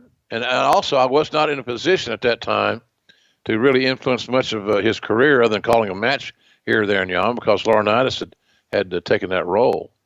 And I don't know how Laurinaitis and Punk got along. I know that sometimes you get a talent that you could say is a quote-unquote high maintenance. Stone Cold Steve Austin was high maintenance. He didn't trust anybody. He had a great sense of what he was doing and what he could do well, what he didn't do well. He also had a feeling about, his how he interacted. Austin was not the most social guy in the world. He became that more often because when you become more accepted, then it's easier to get more involved in this thing from an emotional standpoint. But Punk was a lot like Austin in that regard. You had to get to know him, but you wanted to get to know him better once you saw that some of this was a real deal. And Punk was the real deal, much like Stone Cold. So there's nothing wrong with being quote-unquote high maintenance. It's up to the administrator to figure out what it's going to take to communicate with the high maintenance talent. And as we did with Steve, and as I don't think that they quite got to that level of Punk. I just don't think that he got embraced because of who he was, how he looked, his lifestyle, all those things. For some reason, just didn't appease or appeal to some of the higher ups there, as you mentioned. And it's unfortunate because he was never a bad guy. So the narrative about you that always floats around is that you're this grumpy, unhappy person, especially in that time period. Was it unhappiness or was it that feeling of I'm fighting for my spot? Because I don't think a lot of wrestlers come with that mindset today, especially in WWE. I kind of compare it to NBA players versus Harlem Globetrotter players. One, they're fighting to be the best, and the other, they're on the team and they know they're part of the troop. And I feel like I never have conversations with WWE guys today where they're like, I was in Madison Square Garden and this was the gate, or the crowd was down. And your generation, I think you were one of the last guys to be obsessive compulsive about that, was what am I doing wrong? What can I do better? What are the houses? Where were they last time? And that narrative about you is like, oh, he was so hard to work with. He was such a pain in the ass. He was a miserable SOB. But who says that? It's just Twitter. Some kids Twitter on the, stories, some kids on the internet that heard a hand, like a story like, third hand. Like So my question to you is, when you're in that moment and you're trying to better yourself and you're trying to raise yourself to the highest level you can in WWE, how do you deal with those frustrations with all the archaic stuff that you just talked about? And how do you not let it get to you and prevent you from putting together the best performance that you can and putting on the best promo that you can and getting yourself into the position where they'll finally trust you, which took them some time? I don't think they ever trusted me. And I think the reason I loved wrestling so much is because when I was in the ring, bell to bell, I didn't have a boss. And I always said and did things in the context, especially of house shows, where I didn't have to run anything by anybody. I would literally just do stupid shit off the cuff. I remember when, road to WrestleMania, I'm wrestling The Undertaker. And the first week after I won maybe this is the genesis of the Undertaker. Yeah, so like I remember saying this is a really stupid way to wrestle the Undertaker at WrestleMania. I forget who was writing at the time, but he got fired like right after that. Like whoever the creative person that was behind that, he was let go by the company like the next. I just thought it was a really weird we're having this fatal 4-way to see who wrestles the Undertaker it felt like a disconnect. I was like, it's kind of weird, but whatever, I'm winning, okay. And like everybody in the match agreed. It was like Randy and Big Show. I was like, yeah, it's weird. Like, I don't know. But then I remember being in Indianapolis the next week, and I was wrestling Kane, and Michael Hayes comes up to me. He's like, all right, Kane, Spike, 1, 2, 3. And I just went, huh? I was like, what? Okay. That's what we're doing? I'm wrestling The Undertaker in 4 weeks, and what are you guys going to beat me every week? Like, what? And he's like, talk to Vince. All right. So I go talk to Vince. And Vince looks me in the eye and he goes, I've been doing this a lot longer than you, pal. Trust me, you're going to be more over as a heel after you lose. And I was just like, okay. How do you argue that? At that point, I was just like, yeah, all right. It's not my fucking, it's not my company. But it's still me. And like I said, it was an uphill battle to try to make this match with The Undertaker feel like it wasn't so lopsided. I wanted to give reasonable doubt that, oh shit, this guy could beat the streak. Luckily enough, I did that wacky shit where I dumped fucking cat litter all over myself that was supposed to be Paul Bearer's ashes. And I think that kind of ramped it up. Well, yes, it was cat litter. Yeah, and it wasn't used. I like the one guy who's disappointed it was not actually his ashes. Yeah. I'm disappointed it wasn't really his ashes too. So juggling things that way always sucked, because at the end of the day I was like, well, you're the boss, it's not my company, but not to get political, I wasn't like, well, how about if I should beat Kane? It wasn't that. It was just like, how about I don't lose clean while I'm trying to do this thing. It was just a difference of philosophy, I guess, and he was like, oh, you're going to be much more over as a heel. And I just remember just being like, okay, all right. Was there ever a moment where you think Vince got you? No. Not even after the pipe bomb and the Money in the Bank with Cena in Chicago. Was there ever a moment where you felt like, all right, I got him on my side now? No, I don't think so. Because it was always a fight. There was always a conversation. And I think that's that's the juice for Vince. You know what I mean? He wants to have those conversations in the personal relationship. And I don't think he ever understood me. You know what I mean? He never got me. Triple H never got me either. It was just, that's not necessarily a bad thing. I did what I could.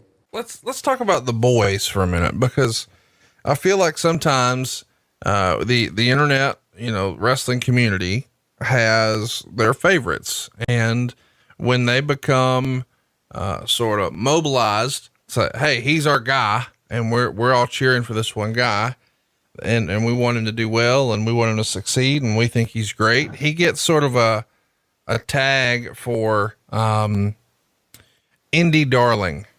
And so I feel like whenever a guy comes in from the independents with a lot of hype and a big reputation, some of the other guys who are already in the locker room probably roll their eyes at that. And John Cena, on that same DVD we referenced earlier, said when he finally saw CM Punk after all the hype and reputation, he thought, that's it.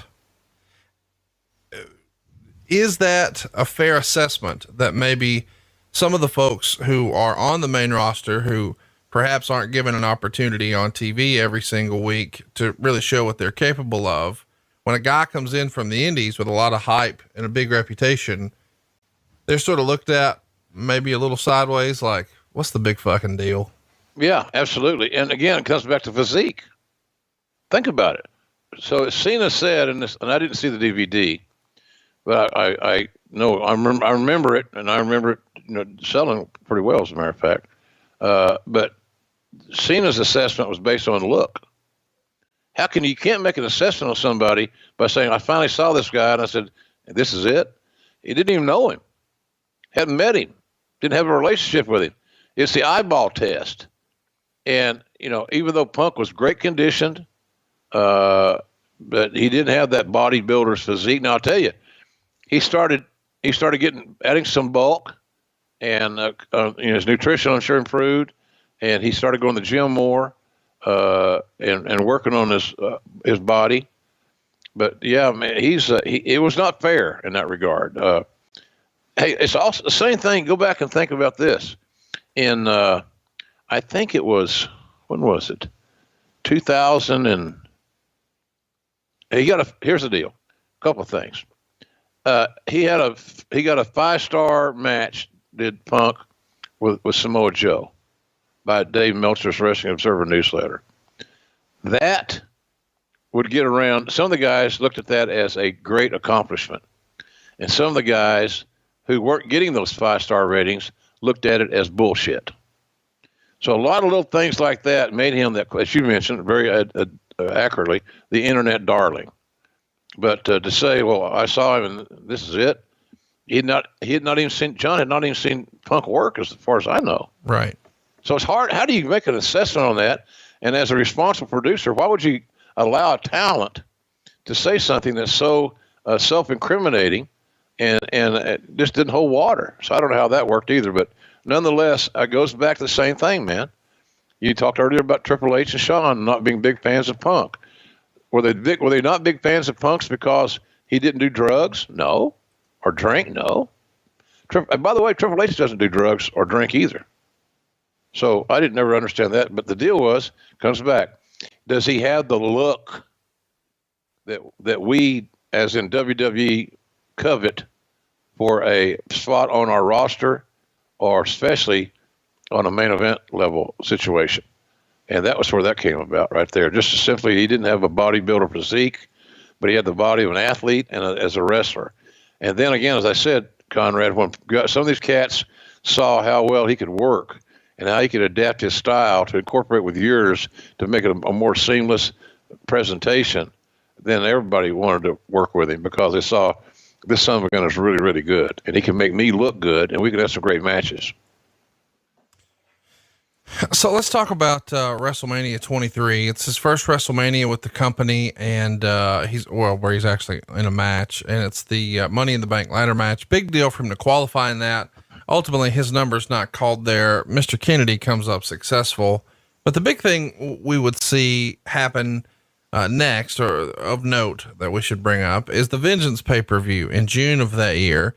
He was scheduled to face Chris Benoit for the ECW title. But we all know that the Benoit tragedy happened, and as a result, that match does not take place. Johnny Nitro is in the match instead, and Nitro wins the match and becomes the ECW champion. And Punk has said that he didn't feel like Nitro was ready. He felt like he was more ready at the time, but that's the decision that was made. And you guys do eventually flip-flop the title on in September where Punk would beat Morrison for the belt. And then in January of 2008, Chavo would beat Punk with a little help from Edge to win the ECW champion.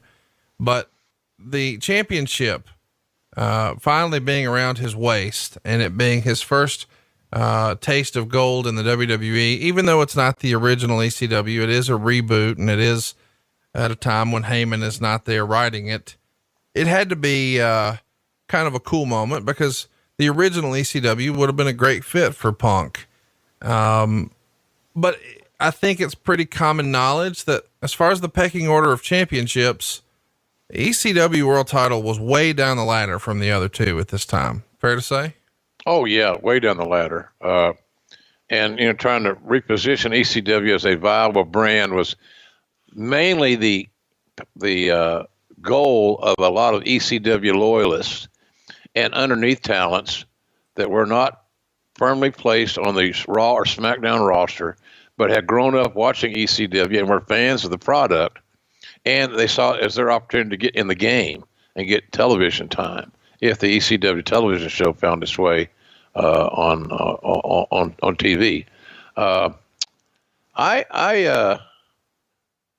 think that the way I remember that, I didn't call a lot of ECW matches then, but I remember that he stood out over almost anybody.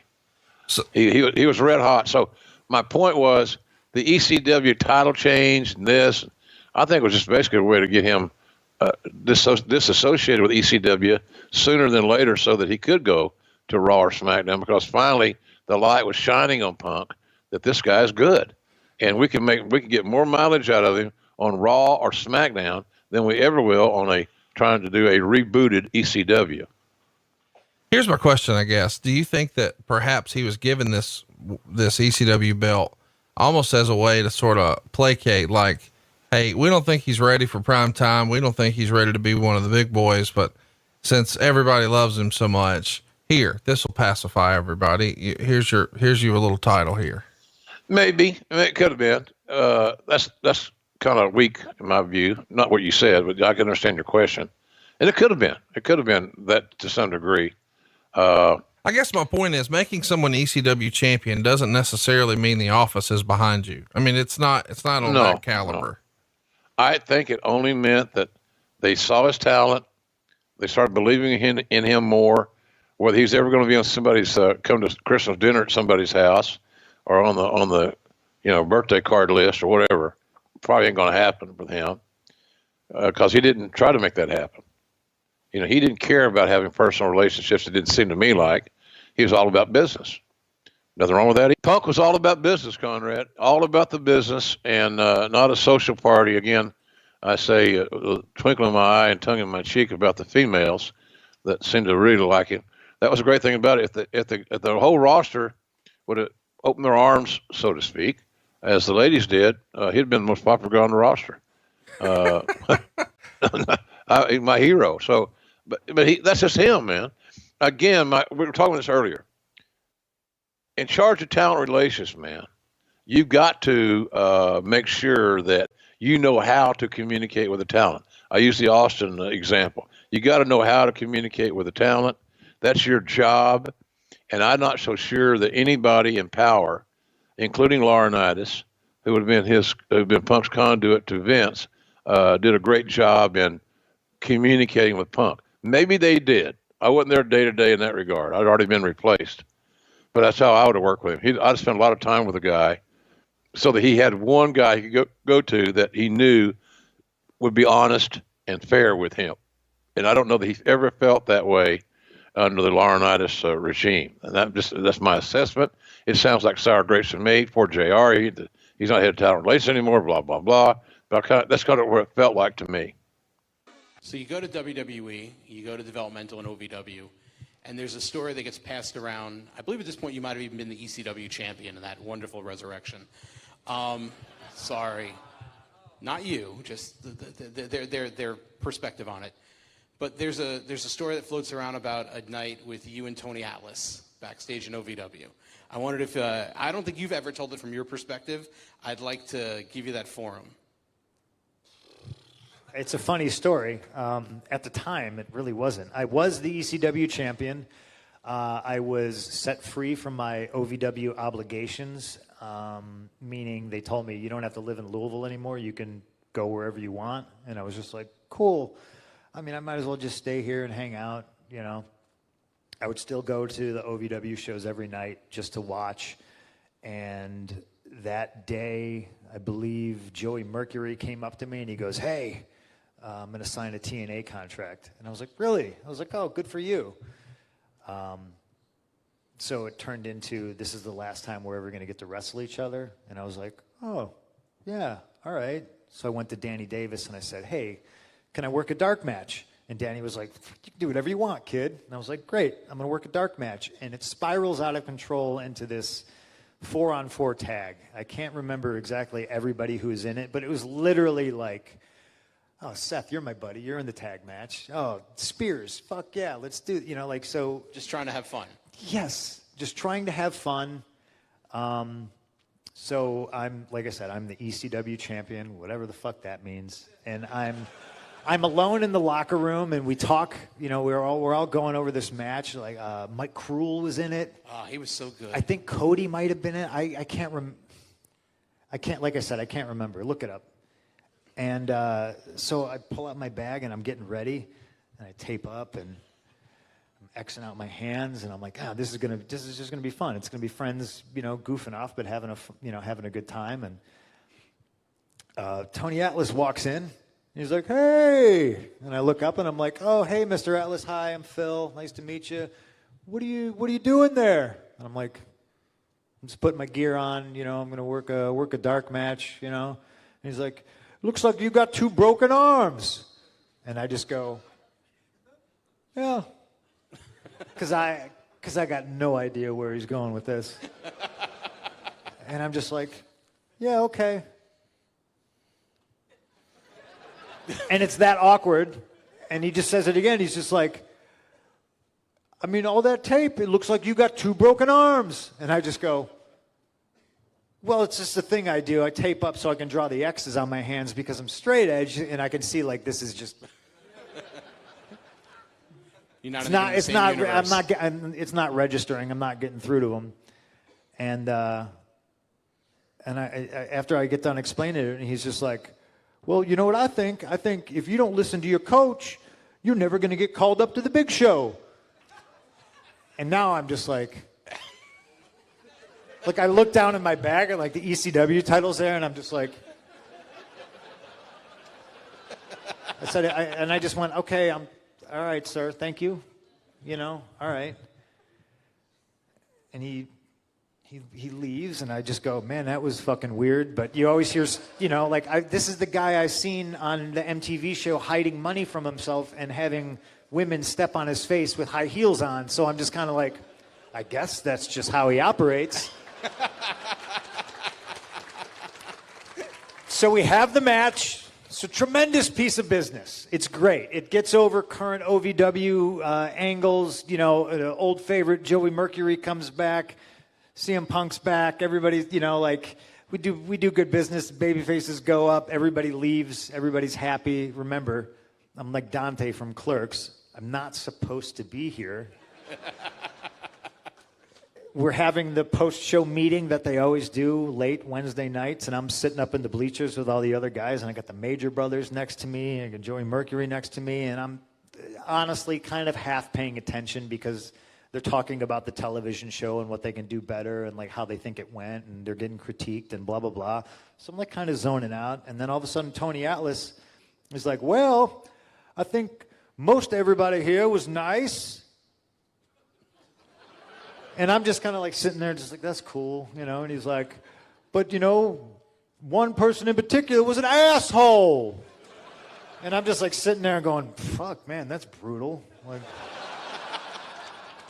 he's just calling people out, you know. And I'm just sitting there, and he's like, you know, some people listen to what the coaches have to say. And remember, you know, and he starts talking about how he could bench press more than Hulk Hogan and how he beat Hulk Hogan for real one time, and and he's like, you know, and a lot of you are really good, you know, and he would like go off on these weird tangents. He'd be like, you boy, you remind me of Tito.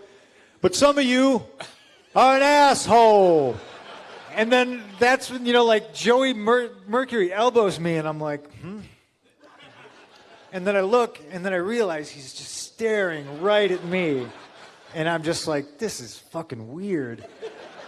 And he does it again. Oh, everybody was great to work with, and I'm going to have a good report for everybody except for some asshole. And then I just start looking around, and I realize my phone's buzzing. I realize the Major Brothers are like texting on their phones. They're like, oh, and then finally I just stand up and I go, are you talking to me? And he like wigs out. He's like, yes, you're an asshole. And I was just like, well, fuck you.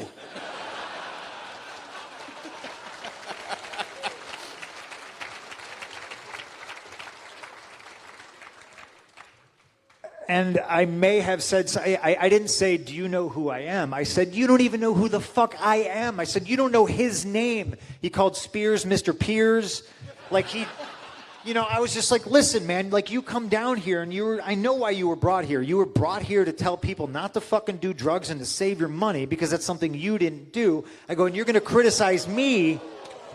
Listen, it's in the past. I've buried the hatchet with Tony Atlas, all right? I don't want this to fucking be dug up or anything like that. This was literally like over 10 years ago, and we fucking talked and we hugged it out. But at the time, I was like, bro, I'm the guy who just made it out of here, surrounded by guys who are trying to make it out of here, and you're attacking me, and I don't know why. And he started talking. He was like, I told you to take the wrist tape off, and you didn't. And I was just like, dude. And he was just like, well, go to hell. You'll never make it to TV. And I was just like, I'm on TV. I was like, I don't have to be here. Why am I being punished for coming back and trying to help? That was the last time I showed up at OVW. It turned into a big thing. Those who politically didn't like me loved it because they went straight to Vince and they're like, literally, we're going to get you fired.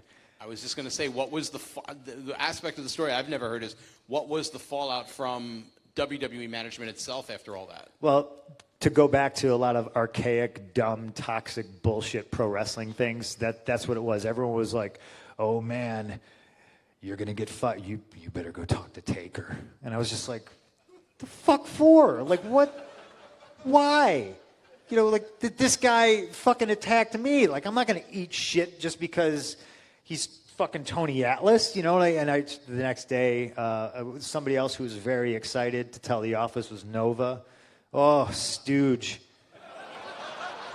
I like Mike. Fucking unbelievable. He's way too excited about it. They were like, him and Al, they were like trying to get the Major Brothers fired because I guess there was some story that I didn't know about the Major Brothers had wrist tape on, and Al didn't like them, so Al was like, oh, it looks like you're doing a taped fist match. Like, just real stupid shit to get mad and yell at somebody for no reason, instead of maybe trying to explain, And that's the thing about wrestling, is like those in management aren't really good at managing. Like, they should facilitate and they should help and they should be like, hey, you got any questions? What are you doing today? You know what? I see you got the wrist tape on and, this kind of old school. Maybe it looks like you're doing a taped fist match, but nobody's ever done one of those around here and they haven't seen it in 30 years. Explain some shit to people instead of being like, he's got a taped fist. We're gonna get them fired. There's way too much of that shit. And so, like, me explaining it to Johnny the next day, Punk, what happened? I got Tony Atlas sitting on the tarmac at Tampa International, says he's not getting off the plane until he gets paid. And I was like, what? What the fuck does that have to do with me? Well, he doesn't want to go to FCW and get yelled at by somebody. Apparently there was a problem. I'm like, yeah, there was a problem. And I told him what the problem was, and we ironed it all out. And, I remember walking into a locker room, somebody ran and told the Undertaker, because they were so excited because they thought the Undertaker would get mad about it and I would get fired. I'm not going to name who it was. And yeah, it's in the past. Was it Nova? No. Okay. No. Oh, I did name drop Nova. You already name dropped him, so. No, it was somebody on the main roster who never liked me and has tried to get me fired more than one occasion. What does it rhyme with? So I remember I go to the Undertaker. I go, so did you hear any good stories lately? And he just laughed, and he was like, yeah. And I was like, all right, great. We good? Yeah, all right.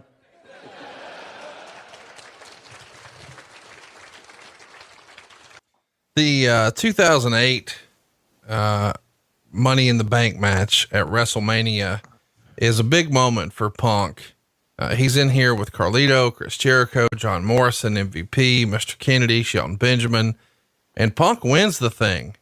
And not too terribly long after that, he's drafted to Raw. And his first night on Raw the following week, he cashes in his Money in the Bank after Batista was beat down, or after Batista has beaten down the world champion Edge, rather, and he wins the title. And this is a big moment for Punk. Obviously, now this is not the ECW title. This is the World Heavyweight Championship on Raw. And to get a win over Edge and then defend his title against JBL the same night, pretty cool moment for him. You know, no, I don't think a lot of people maybe saw this coming, that he would, right after the draft, win the world title, but nice little piece of business, eh? Yeah, absolutely. And the lights, the bulb had gone off in the power brokers' minds that the fans are telling us we're on to something. And oftentimes WWE has been blamed for not listening to the fans and reacting accordingly to what the fans are telling them, because the folks that buy tickets and come to live events, that make the effort to get to a live event, the parking, the admission, the hot dogs, the souvenirs, whatever it may be, it's not a cheap proposition. And I just think that, you know, Punk was the kind of guy that the audience lifted on their shoulders. They embraced him, and they carried Punk to the promised land. Did they, meaning the fans themselves? And that's, to me, that was always the best judge for him, is that you get that direct market research on those guys that made the attempt to get from their house to the arena and sat there for a show. And then when he came out, it was amazing. And a lot of that some of that had to do with his music. You know, I remember Jan loved when Punk would come out, because she loved the Cult of Personality. Well, that wasn't it yet. He wasn't using that one just yet here, not until after the pipe bomb, but we're on our way there. But this is still a big moment. You know, the pipe bomb happened June 27th. He wins the world title on June 30th, a few years prior. So June, for whatever reason, late June was Punk's time, man. And I've always wondered this, though. You know, you sort of give credit to the WWE brass and say, hey, they're finally listening to the audience. This win to me felt a little bit like, hey, we're just doing this to have a swerve, to have a surprise, hey, nobody's going to see it coming. And I say that because when he defends his title against JBL that night, he doesn't just beat JBL clean. He has some help from John Cena and Crime Time, and Michael Hayes is even on that same DVD we've referenced, saying that a lot of the guys, people in the locker room and the office, felt like Punk tarnished the championship. And a lot of the maybe elder statesmen in the locker room felt like they were giving him the title too soon or prematurely, or it was the wrong move. So this feels like maybe somebody on the booking or writing team felt like, hey, they won't see this coming. This is a surprise, but they didn't really take him seriously. And I can support that by saying he loses the belt by not even being in the match. He's supposed to be headlining Unforgiven. It's a multi-man match, and Randy Orton and his faction punt CM Punk before the show starts, and he drops the title without ever losing it, and doesn't even appear in the pay-per-view where he was supposed to be defending his title in the main event. It feels like Punk as a championship is sort of an afterthought. And I think somewhere in here, Triple H was quoted as saying sometimes the guy makes the belt and sometimes the belt makes the guy. And in this case, it was maybe neither one. What do you think of, the way he was booked as champion once he is champion? Cause it doesn't feel like a vote of confidence, at least to me. Yeah. I never heard, senior members of the roster complaining about Punk in that regard that Hayes described. I'm not calling Hayes a liar, cause I wasn't there. He was embedded in all that, creative writing bullshit, with those guys. Bottom line is that objectivity sometimes is, a lost, asset within pro wrestling. Objectivity, it becomes more personal. I just saw that I think some of those guys just looked at Punk and said, "Well, he doesn't look like us. He's not WWE main event material." So your question is well put and probably has a great deal of validity to it. But I say, guys that I never had a talent come to me and say anything about this in passing conversation about Punk in a negative way ever. Only a few guys thought his body was not good. I remember somebody saying, "Well, his ass is too big. His ass is too big, and it's too soft." And wait a minute, where are we here? What are we doing? The crowd's telling you this guy's over. Our job is to put an ass every 18 inches in the stands. Listen, I can't not ask this. Who the fuck said his ass is too big? Hunter. Oh my God. Too big. He's got this wasn't it's all about the workout shit, man. And how he looked in an 8x10 or whatever. He's not going to look the same because he's not the same.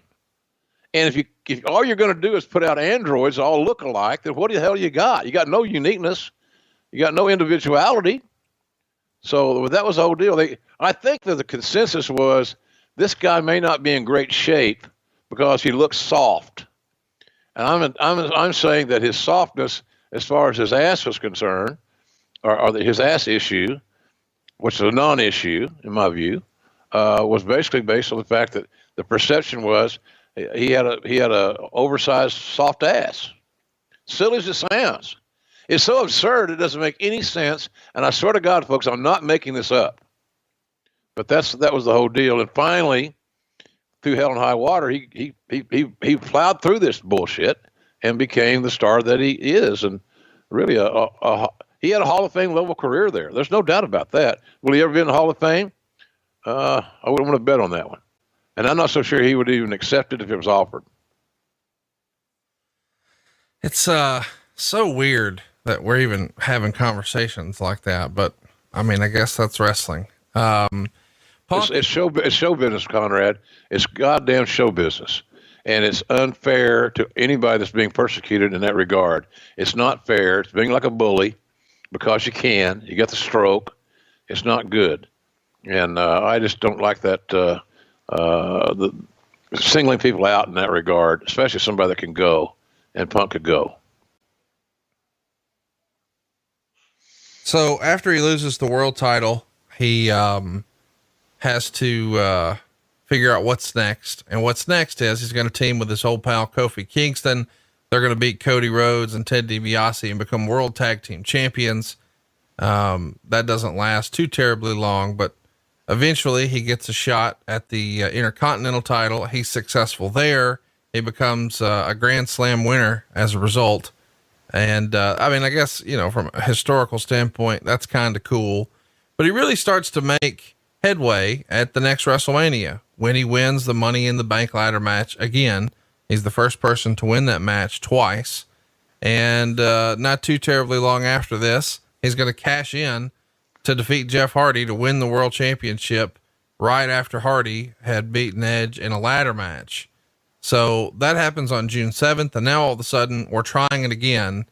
When you see that we're essentially doing a repeat of the old storyline, Edge is involved in a world title match. Punk has just won the Money in the Bank. I mean, and now Punk's going to cash in and win the belt. It is an exact retread. Did you have higher hopes this time? Did you think maybe this one may go a little better than the first one? It is all going to depend about the politics of the whole scenario. And anytime we talk about CM Punk's career in WWE or wherever it may be, you got to talk about politics because that's what he was the victim of. And I'm not going to say it was we put all of it on WWE because generally when you have that sort of conflict, interpersonal conflict, it takes two to tango to some degree. But I think all in all, Punk was an overt victim of unfortunate, ill-timed politics in his run at WWE. And in spite of all that, in spite of all those pushbacks, look at the run he had. That shows you how good he really was. And I think the original, they're doing that angle over. somebody says, well, that was going to work. Or people love the guy, and he got a great pop. He gets a great reaction. He's selling lots of merchandise. Blah blah blah. All the measurables are there, and maybe smoother heads prevailed. I think that even the people that didn't like him probably started seeing the quality of his matches. And the other thing is that when Undertaker was very happy to work with Punk and to have their program, and they had some really significant matches, that told me all I needed to know about Hayes' comment about a lot of the older talents didn't like the way he treated the belt or whatever it may be. I don't know what the hell that means. You mean allowing the talents to walk out with the belt around their shoulder, or around their neck? Oh, no. I don't think he means that. I think the idea was that he wasn't, what they perceived a champion should be. Like maybe based on what? His look? It gotta be, right. It's gotta be his look or his presentation or his demeanor, or I don't know. It's just weird that so many people are so sort of polarized by him, but he winds up flip-flopping the world title a little bit here with Jeff Hardy. We just covered what happened at the end of SummerSlam 2009. Of course, Jeff Hardy's going to leave for some greener pastures. Punk is going to win the belt back here, only to be attacked by the Undertaker. And he's going to immediately do a loser leaves the company match with Jeff Hardy. Somewhere in here, by the way, they had a really cool little piece of business that I don't think a lot of people talk about very much. But we had CM Punk dress up like Jeff Hardy. So he's coming out dressed like Jeff Hardy and dancing like Jeff Hardy and playing Jeff Hardy's music. And it looks and feels like Jeff Hardy, but it's actually CM Punk. And I think that feud, while it may not have been one that people still talk about to this day, is probably a little underrated. I really enjoyed Jeff Hardy and Matt Hardy together, or Jeff and CM Punk here together. Yeah. Great chemistry. They got along well. They fit. It was a social fit, and I say that, and not with tongue in cheek, but Jeff Hardy was also kind of an outcast, and a lot of that was because of the perception that Jeff had created for himself of not always making the greatest decisions, et cetera, et cetera. But the irony of that deal too is that unlike Punk, it was very difficult to ever not like Jeff. Jeff was very likable, and he felt empathy for him for some of the struggles that he had, but no one could ever discount Jeff's ability in the ring. I love the Hardy Boy tag team, but in all due respect to Matt, who should be a great booker someday or a administrator, Jeff was easy to like. CM Punk, personality-wise, not so much. There was a difference there. But boy, when they got in the ring, they came together, those diverse personalities, and made some great music. Some of the more fun matches we had during that era was involving Hardy and Punk. I want to talk about the Undertaker feud, because he's going to feud with the Undertaker next. He's going to have some pay-per-view matches with him. He's going to do everything he can to cheat, and he picks up a win. And then they come back and set it up in a Hell in a Cell match, which I think has flown below the radar a little bit. And the Undertaker is successful, tries a couple of different repeat opportunities, not successful. And then he decides to take a more sinister direction, and he starts, I don't know, he becomes like a cult-like leader with the Straight Edge Society. He recruits Luke Gallows, and he's going to grow his hair out, and he's going to grow his beard out, and he's going to try to have some planted members of the audience, and he's going to convert them to a straight edge lifestyle, and they're going to take a pledge of allegiance to him by shaving their head as a sign of renewal and devotion. This is some good stuff, and I don't think anything like this had been done in wrestling, so I don't know why this wasn't a bigger part of the presentation, but I think this idea and concept is really, really good. Me too. And the reason it didn't get any more publicity and better positioning was because it surrounded Punk. And again, Punk was a polarizing figure in the front office. This has been well documented. I thought that, I remember there when they shaved the head of Serena Deep.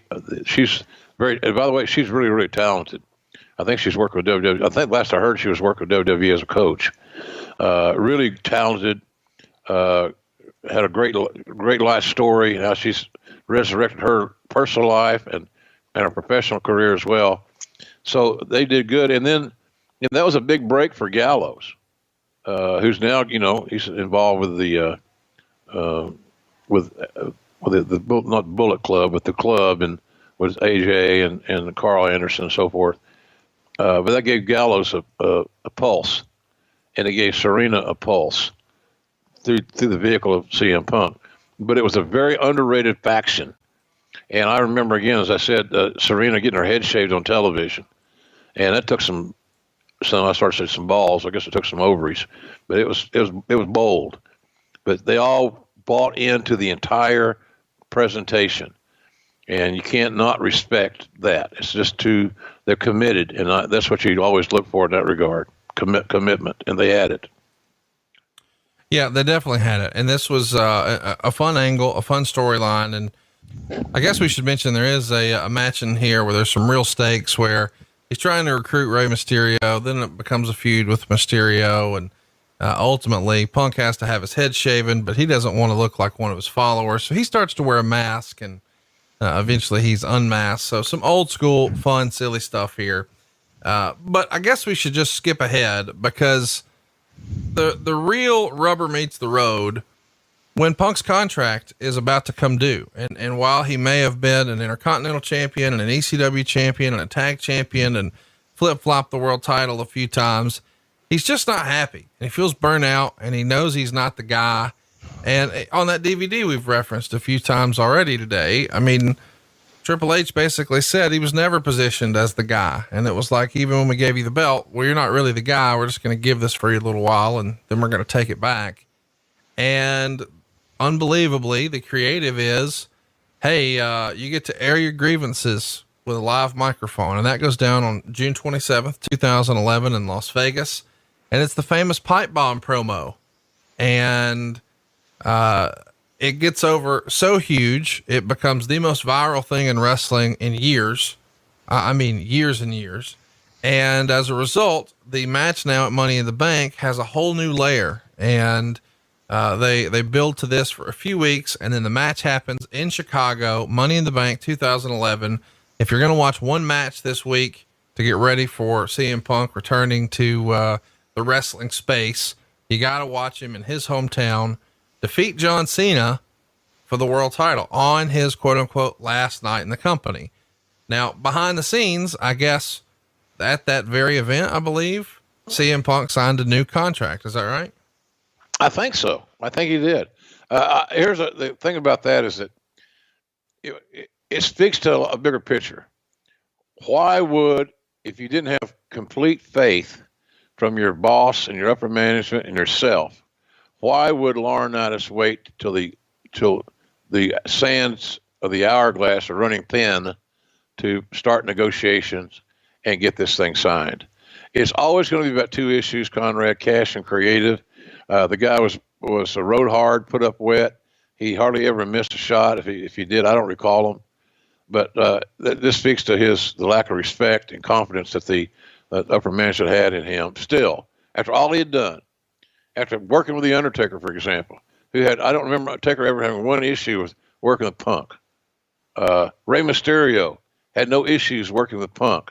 So in the video that Hayes is describing, a lot of the older veterans didn't like this or that.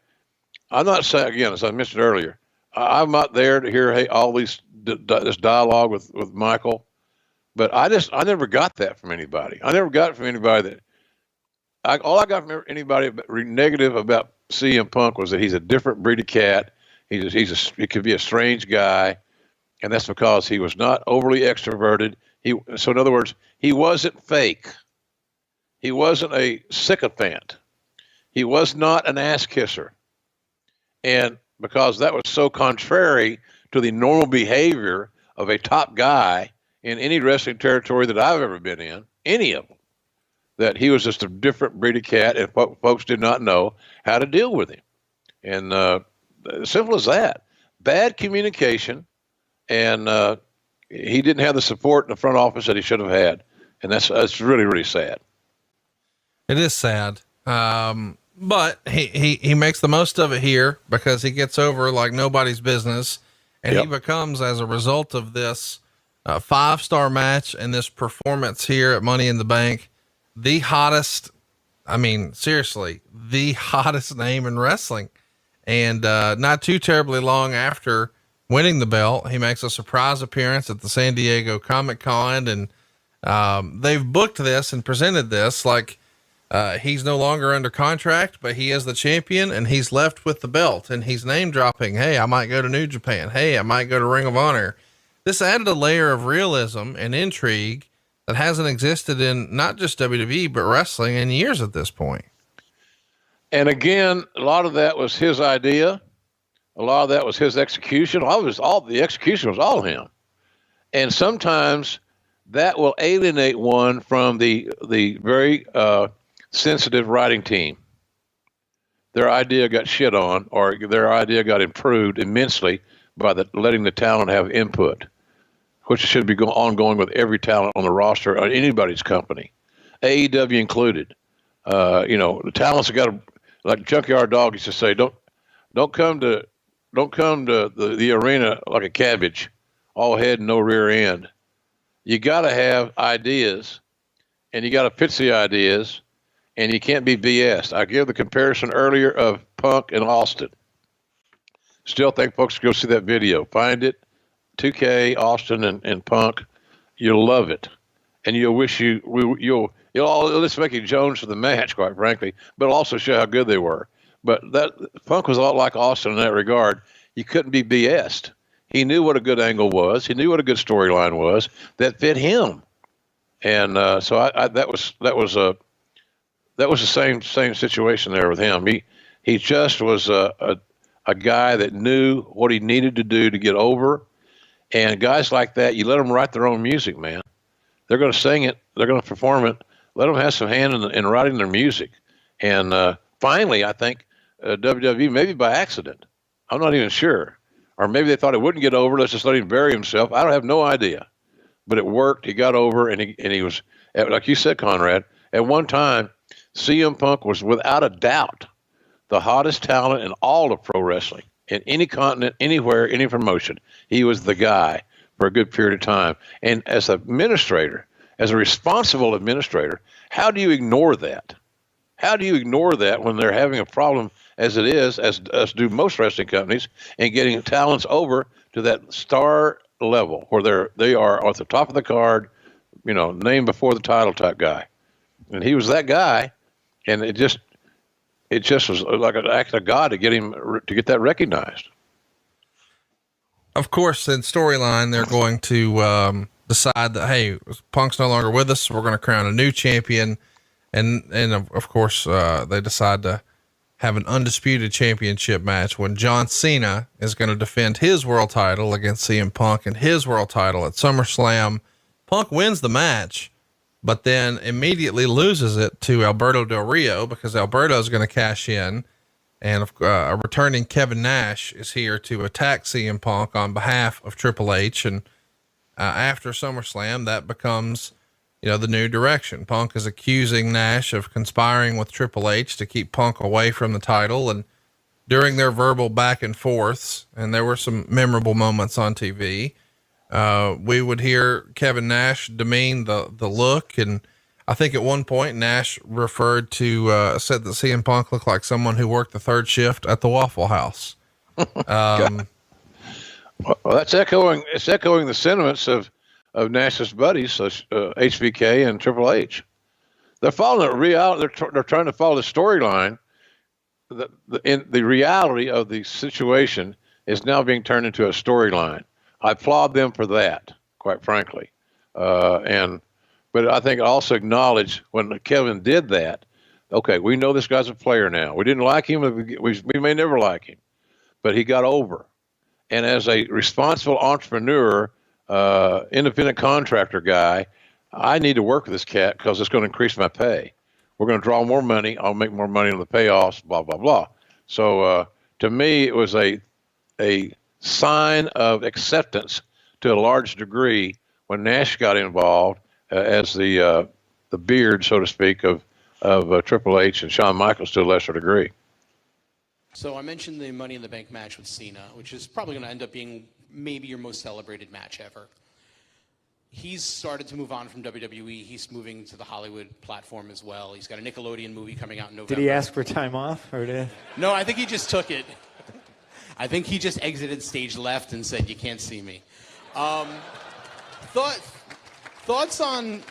I didn't mean that to be a knock on WWE, I promise. Thoughts on working with Cena. What was it like with him? He was the top guy there. The closest equivalent to a Hulk Hogan in the 80s for that company. What was it like working with him creatively? What was it like that night in Chicago? And thoughts on Cena moving on from WWE when he's been such a big part of their identity the last 15 years?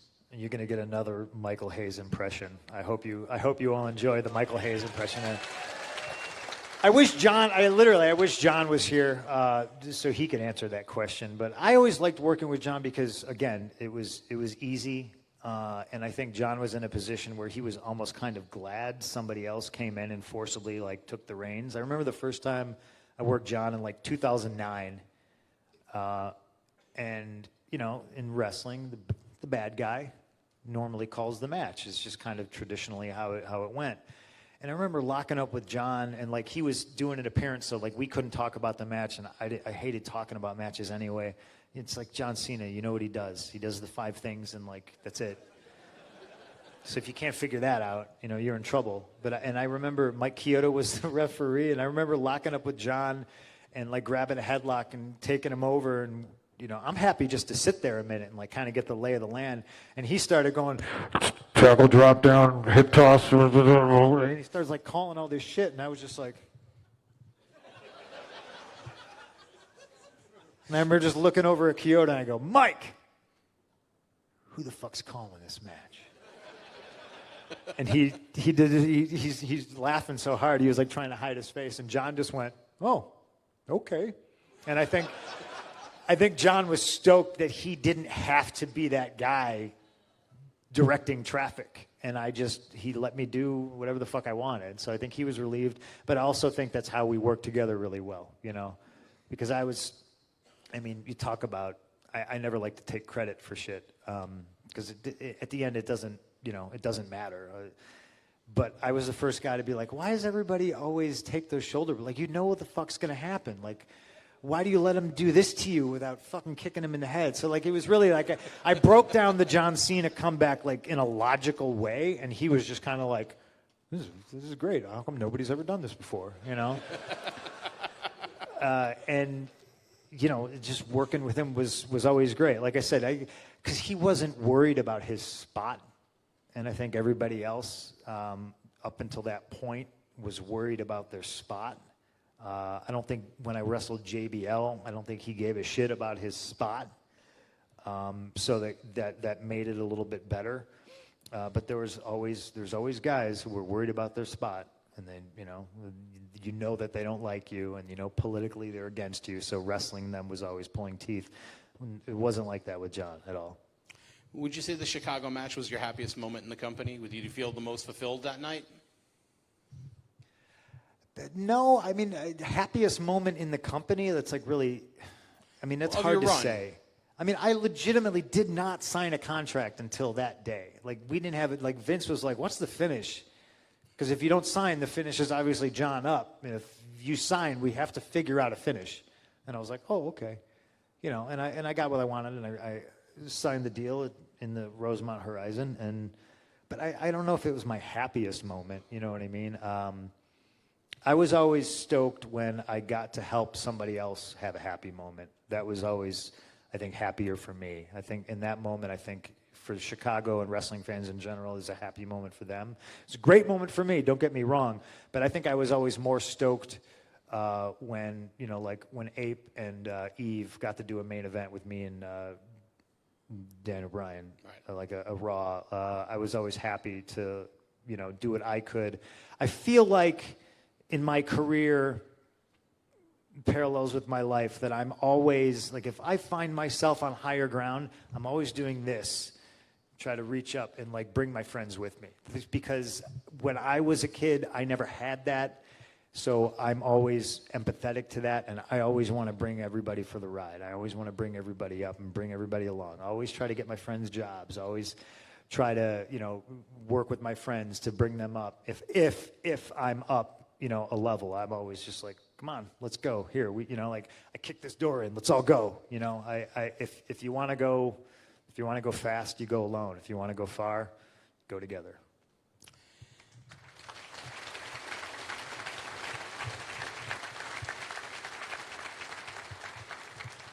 Eventually, we know that Punk is going to be cemented as the tippy top guy, and he's going to have an incredible run with the world title, 434 days.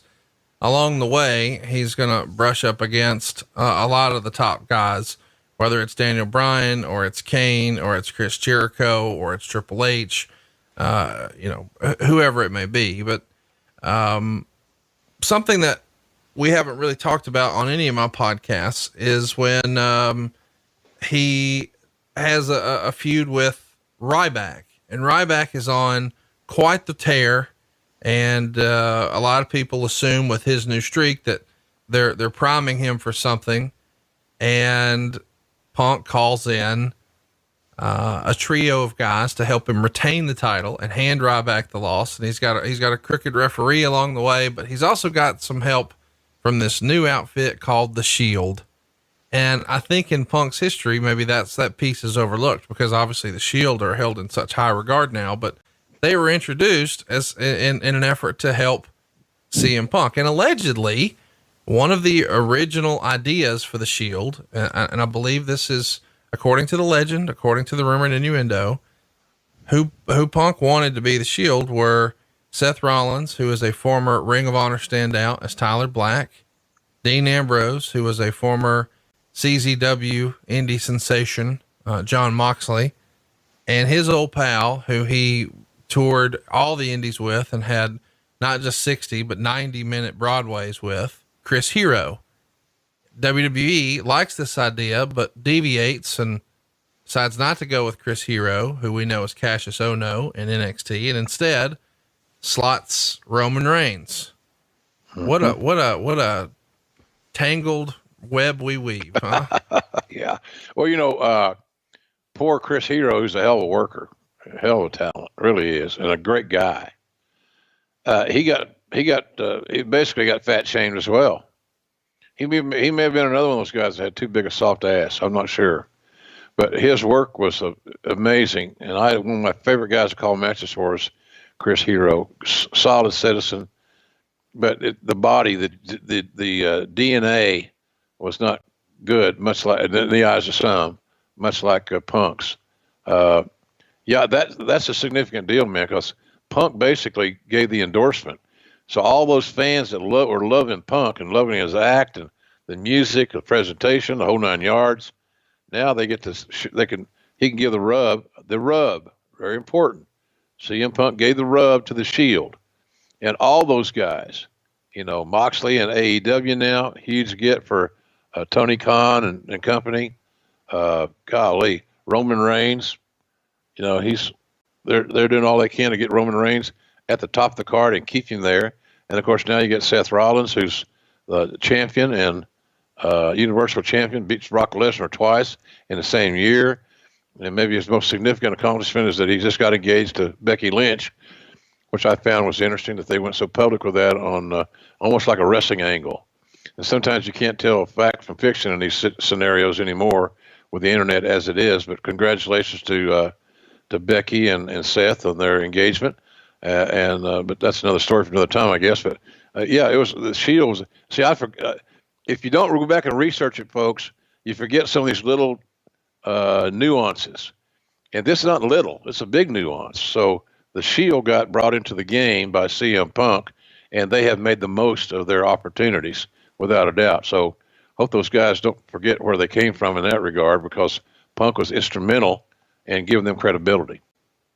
We should mention that not just old anybody ends CM Punk's historic run. I think The 380-day John Cena run was the longest of that era, but we know Punk's going to go 434. And when it finally ends, the person it ends to is the fucking Rock. And if you're going to lose the belt to somebody, I mean, come on, losing it to the Rock, not the worst thing in the world. March of 2013, though, he sets his sights on something else. I think the rumor and innuendo is that he felt like he deserved the WrestleMania main event for a long time and may have taken it personally when The Miz got that shot. And then when The Rock got that shot and it was announced a year out, and it feels like he's sort of being boxed out. But in 2013, he gets a pretty cool consolation prize, I suppose. He's going to be in there with The Undertaker. And this is before The Undertaker streak was no moss. And it happened at a time when Paul Bearer had recently passed away. And they did some interesting stuff here that still stands up today, where Punk is running around with the urn. And this time, instead of it just being The Undertaker's mythical urn, it's got the ashes of Paul Bearer. And in sort of the go home episode of Monday Night Raw for WrestleMania, Punk dresses as one of the Druids, attacks The Undertaker, and then dumps Paul Bearer's ashes on The Undertaker, and then bathes in Paul Bearer's ashes himself. Some really over the top stuff, but some good stuff indeed. A heel. He was a villain. He was doing things to make us, in a negative light, uncomfortable. And it all tied into the storyline. And Punk had no issues, even though I'm sure the guy liked the money he's making on his merchandise and his t-shirts are selling like it's crazy because he had that cult following. And, but man, him being a heel with this Paul Bearer angle was spot on. He was committed for people to dislike him in a strong enough way where the great goal of any heel, folks, any heel, if you really want to say you're a great villain, then you must check some boxes. In other words, are you good enough that the fans will invest their money to load those snotty-nosed kids up in a car and take them to the arena to watch you get your ass beat? Great heels have always had that one common denominator. They have the ability to sell tickets for people to come see them get their ass whipped and humbled, embarrassed. And Punk had no problem filling that role. And then he does all this dastardly shit to Taker that leads into WrestleMania 29, which is the big event in Jersey at MetLife Stadium. So I remember that show because I was on the pregame panel with Scott Stanford, Kofi Kingston, the American Dream, and myself. That was my assignment for that WrestleMania, and that doing the pregame and some postgame stuff, whatever it was. So I didn't get a great chance to see all the matches because of our vantage point, but it was phenomenal. He was a great heel, and Taker had no issues working with him. And obviously, when we're talking again about these guys that are not liking Punk's this or that and the other, I didn't heard any issues about Rock working with him. No. Rock wanted to work with him because Punk was red hot. And if you're going to get a win, you want to beat somebody. And for Rock to beat Punk showed that the great one was beating somebody. It was a perfect booking in that respect. And so that's why I question the validity of these blanket statements that, the talents didn't like Punk. They like working with him. They may not want to travel with him. They may have thought he was too straight edge. I don't know. But nobody in their right mind could ever say that, well, I don't want to work with Punk. He's not that good a worker. Then you're full of shit.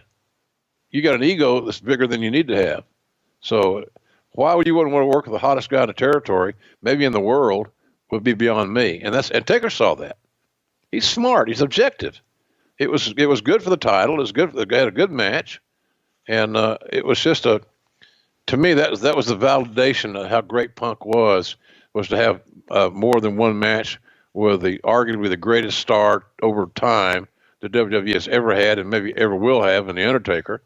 And Mark Calloway, The Undertaker, was very happy to step in there and do their thing with Punk. They danced well together. Why were you a dick to him? I don't think I was a dick to him. It's a fair backup. It's a fair follow-up question. Yeah, it is a fair follow-up question. When I was supposed to wrestle him Now, mind you, I wrestle until my knee locks up, and now I need surgery. And I was wrestling, I think, Kane on a Monday Night Raw, and my knee, that was it. So I literally get on the jet with Vince and Hunter. We fly to Pensacola. They drop me off. They get back on the jet and they fly to wherever SmackDown was on Tuesday. The next morning, I have surgery on my knee, and as I'm being wheeled out into a car to go back to my hotel, Vince calls me, and I was dating Lita at the time, and I remember being like, "You answer that, I'm not, you know." And she answers the phone, and she talks to him, and then she hands me the phone, and he goes, "Hey, pal, heard surgery went good. We just announced on the website in 3 weeks you're wrestling Ryback in a TLC match. It's the first Raw of the year. It's going to be huge." And I was just like...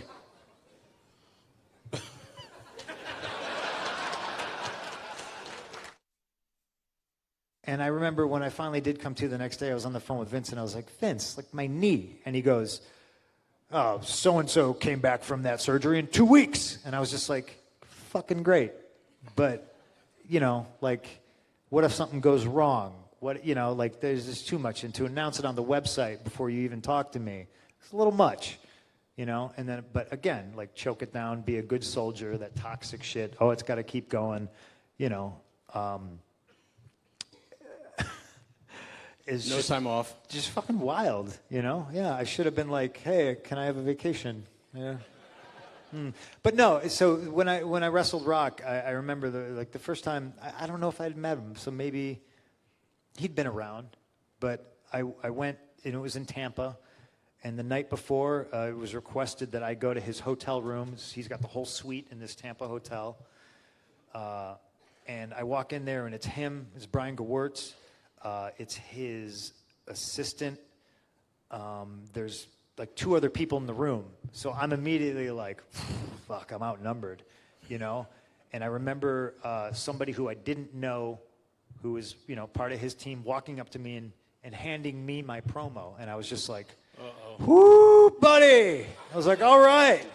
You know? And then we start like talking, and I feel like maybe it was like a very Hollywood kind of setting where like maybe they're doing a table read or something like that, and like again, this is how this dude operates, you know what I mean? But I was just like, well, this is me and this is how I operate.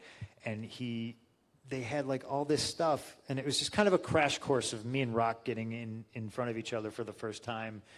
And it wasn't negative, so to speak, but it was very much like, no, this isn't how I do things. And then him being like, "Oh, okay, cool. Well, this is how I do things. Okay, well, let's figure it out." You know what I mean? Because if you say this, this, and this about me, then I'm going to say this, this, and this about you. And then he was just kind of like, "Well, all right." And I was like, "No offense. I don't know who these guys are. I don't know why they're writing material for me when I think this is the way we should go." And so like we kind of pushed all that aside, and like me and him had, you know, kind of a one-on-one conversation in a crowded room, which is fucking uncomfortable, but he's who he is, and but again, I think he respected the fact that I wasn't backing down. I wasn't refusing to do anything, but I was just like, "Hey, can we maybe do this like a different way?" And he was great, and he was fun to work with, and I like working with him. I just threw that out there because I was like, "Oh, he's texting me." I was like, "Hey, if I rubbed you the wrong way, you know, I know we kind of had that little thing that first night." And he was just like, "No, fuck it, water under the bridge." That's all. That's all it was. All right. It's a lot, I know. I'm sorry.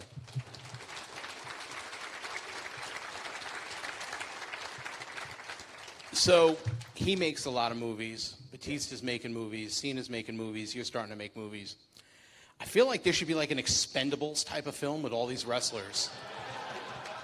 You mean there should be a movie that I pitched to the WWE almost 10 years ago, like the remake of Cannonball Run? Yes. Oh my God, that would be amazing. They don't fucking listen to me. They never listen to me. They're going to do it now. They're going to do it eventually. They do a lot of things that I pitched to them that they said, no, they can't do that they do now, but I don't care. Apparently they give people time off now. Did you know that? I've heard. It's fucking crazy. It's seriously crazy. It's seriously.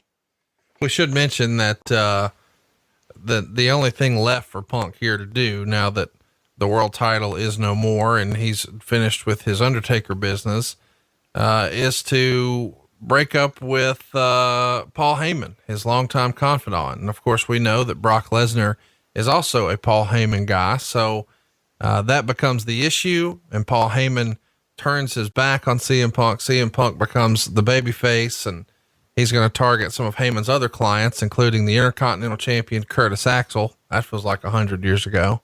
Yeah. They would ultimately get a Hell in a Cell match where Heyman has to suffer a few minutes of punishment at the hands of CM Punk. And he's going to start a feud with the Wyatt family and form an alliance with Daniel Bryan, which is kind of fun. But it's not too terribly long before it's Royal Rumble time, and he's not feeling good. He's not in good physical condition. He's beat down. He's beat down and wore out and burned out. And he finds out that WrestleMania in 2014, once again, he's not going to be in the main event. Instead, it's going to feature Batista.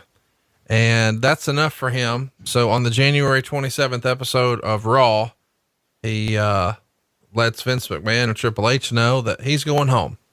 Yeah. And I think Vince McMahon in February would tell listeners on the investors conference call that he was taking a sabbatical.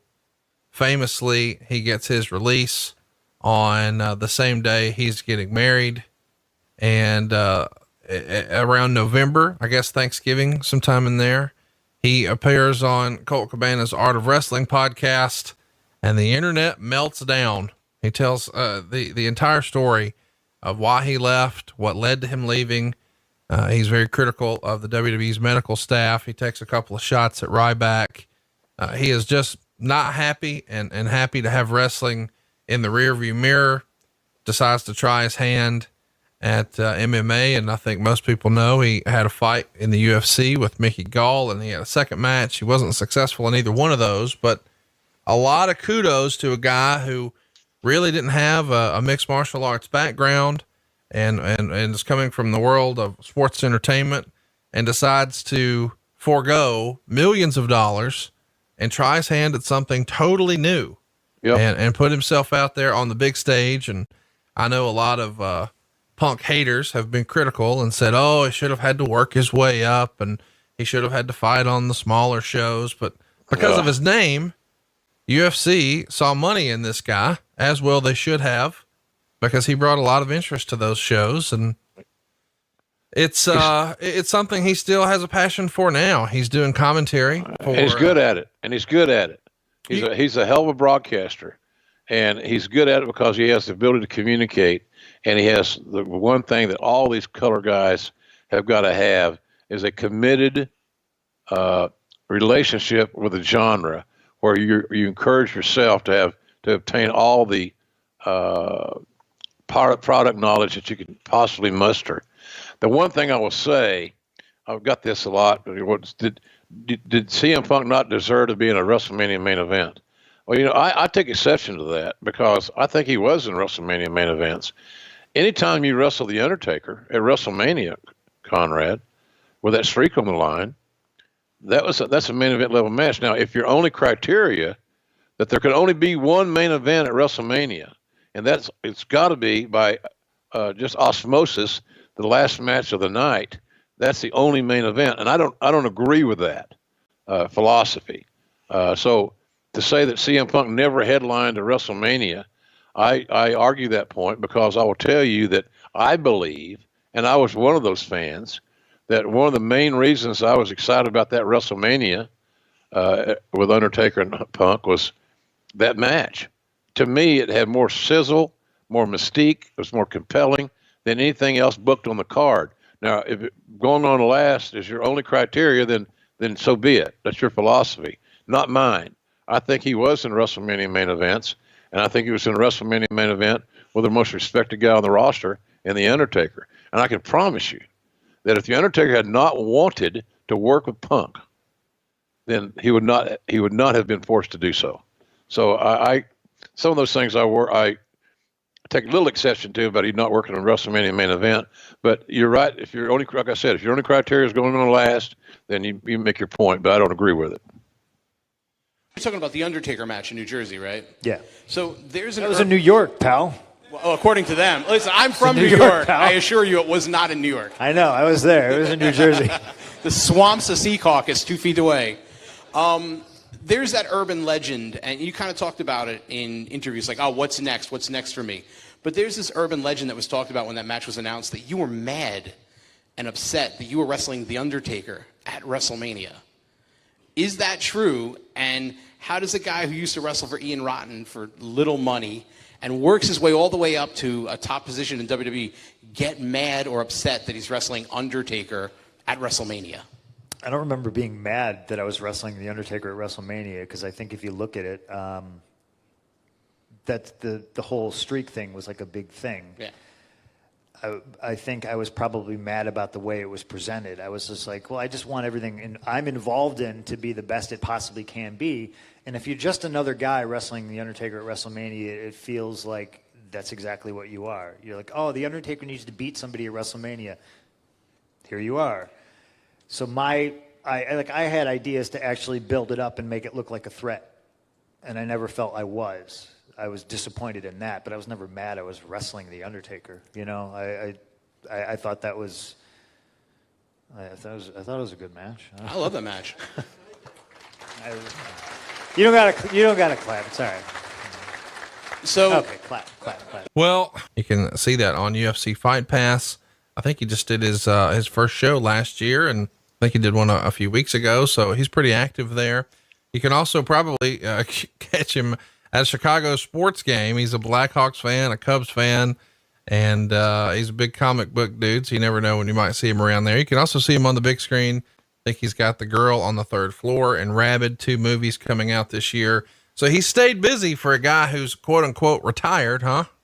Absolutely. And the other thing too about post-wrestling relationships, sometimes they're a little tepid, sometimes they're fragile, and they can become hostile. And he has had a successful marriage to his lovely little wife, and I just think that's somewhat of an accomplishment, because the spotlight ended for she wrote a great book, quite frankly, and I think they've done really well. His acting's been good.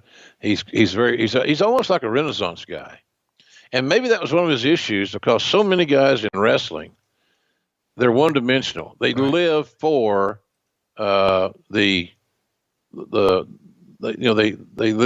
for the moment. They live for the spotlight, and when the spotlight subsides, it can have an adverse effect on one's relationship and one's personality. Especially if you were the primary guy or girl, and both he and his wife are big-time stars. So I think he's had a good life. I think the fans are going to love what he's going to do at StarCast 3, no doubt about that. Just a Renaissance guy, man. And look, somebody says, well, is he going to get back in wrestling? I don't think the guy will ever wrestle again. Now, I'd love to be wrong, but if he did wrestle again, the best I could see it being would be a one-off. Now, would have no issues him having a one-off in AEW, obviously, tongue in cheek here. Be great. Is it going to happen? Don't look for it to happen, but I'd love for it to. And knowing him as how he works, how his mind works, it's hard to say that he would never do it, but I just don't think it's very likely. So seeing him in this forum at StarCast on Saturday could be one of the last opportunities that folks get a chance to see him in this arena, in this mindset. And if you're a fan of his work, if you're a fan of the wrestling business, you can't afford to not check this thing out. And as Conrad said, if you can't be with us in Chicago, then you can certainly be with us from the comfort of your own home on the Fight app. And that one show alone, to me, is worth the entire price tag, because of where he's coming from and the fact that Conrad has convinced him to share with his fans one last time, as it were. And I think it's something we're all going to enjoy seeing. And I can't wait to watch the show myself. I'm a big CM Punk mark. I respect his work. I've always liked Phil, but I don't know how it would have been if I had been in talent relations instead of Laurinaitis. not knocking John in that regard, but we've managed differently. We communicated differently, and maybe things have been a little bit smoother for him there because it didn't seem like he had the backup that he needed. But this show at StarCast is going to be extraordinary, and folks can't encourage you to watch it enough. And again, you say, well, I can't get to Chicago, Jay. Okay, Conrad's got the answer for you. The Fight app. It's easy. You buy it, and you get so much stuff with it, and it's like you're there. So take advantage of it, folks. As a fan of StarCast and being a small part of it as a talent. Now, another guy that's pretty old school is CM Punk. He decided he was done. He was, burned out, I guess is the best way of putting it. And that's what I believe. Yeah. I liked his work. I still like his work. I like him. I don't talk to him. He's kind of off the radar. He's one of those kind of guys that probably would have been successful in the territory days and had great runs in various territories because he's smart and he has great instincts. What was your take on, just based on what you read, because I'm assuming you haven't talked with him either, but what was your take on him leaving as abruptly from WWE as he did? First of all, I saw the promo, which everybody called the pipe bomb. Right. And I thought it was brilliant. And that's my problem with wrestling these days, is not enough people believe it, first of all. And you could believe that because so much of it, as Jerry Jarrett taught me years ago, 30 years ago, tell them truth A, B, C, so when you work them D and E, they believe it because A, B, and C was the truth, so why wouldn't, blah, blah, blah. The promo was brilliant. He's a great communicator. Yeah. He has a great personality, a great charisma. And then the following week or whenever it was, when he came out to Cult of Personality, Vince does not like to pay for music rights. We know this. Mm-hmm. So I almost creamed because he got everything he wanted, and I knew that in his contract when I heard that music, and it fits him. And, at this point, I don't know what was going on. I'm not even as privy as you are, and you're not privy. Nope. Was he promised something he didn't get? Did he feel like he had accomplished everything that there was to accomplish? Nagging injuries physically, burnout mentally. All I know is the day that, and you were there, and you remember the day that I left WCW television at TBS at Center Stage in Atlanta and never came back. In the car on the way to Center Stage with Bob Eaton and Stan Lane, I had gotten up late. We'd been on the road. We hadn't been home in a week. I was tired. I was listless. I hated the idea of going to do this television, and I loved the wrestling business, yep. and I loved being in it. I'd never felt like that.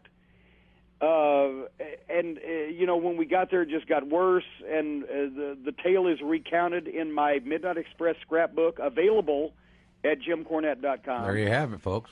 You can have it in your own home, but I understand. I just, the first cross thing that Ole Anderson said to me, I said, you know what, I'm going home.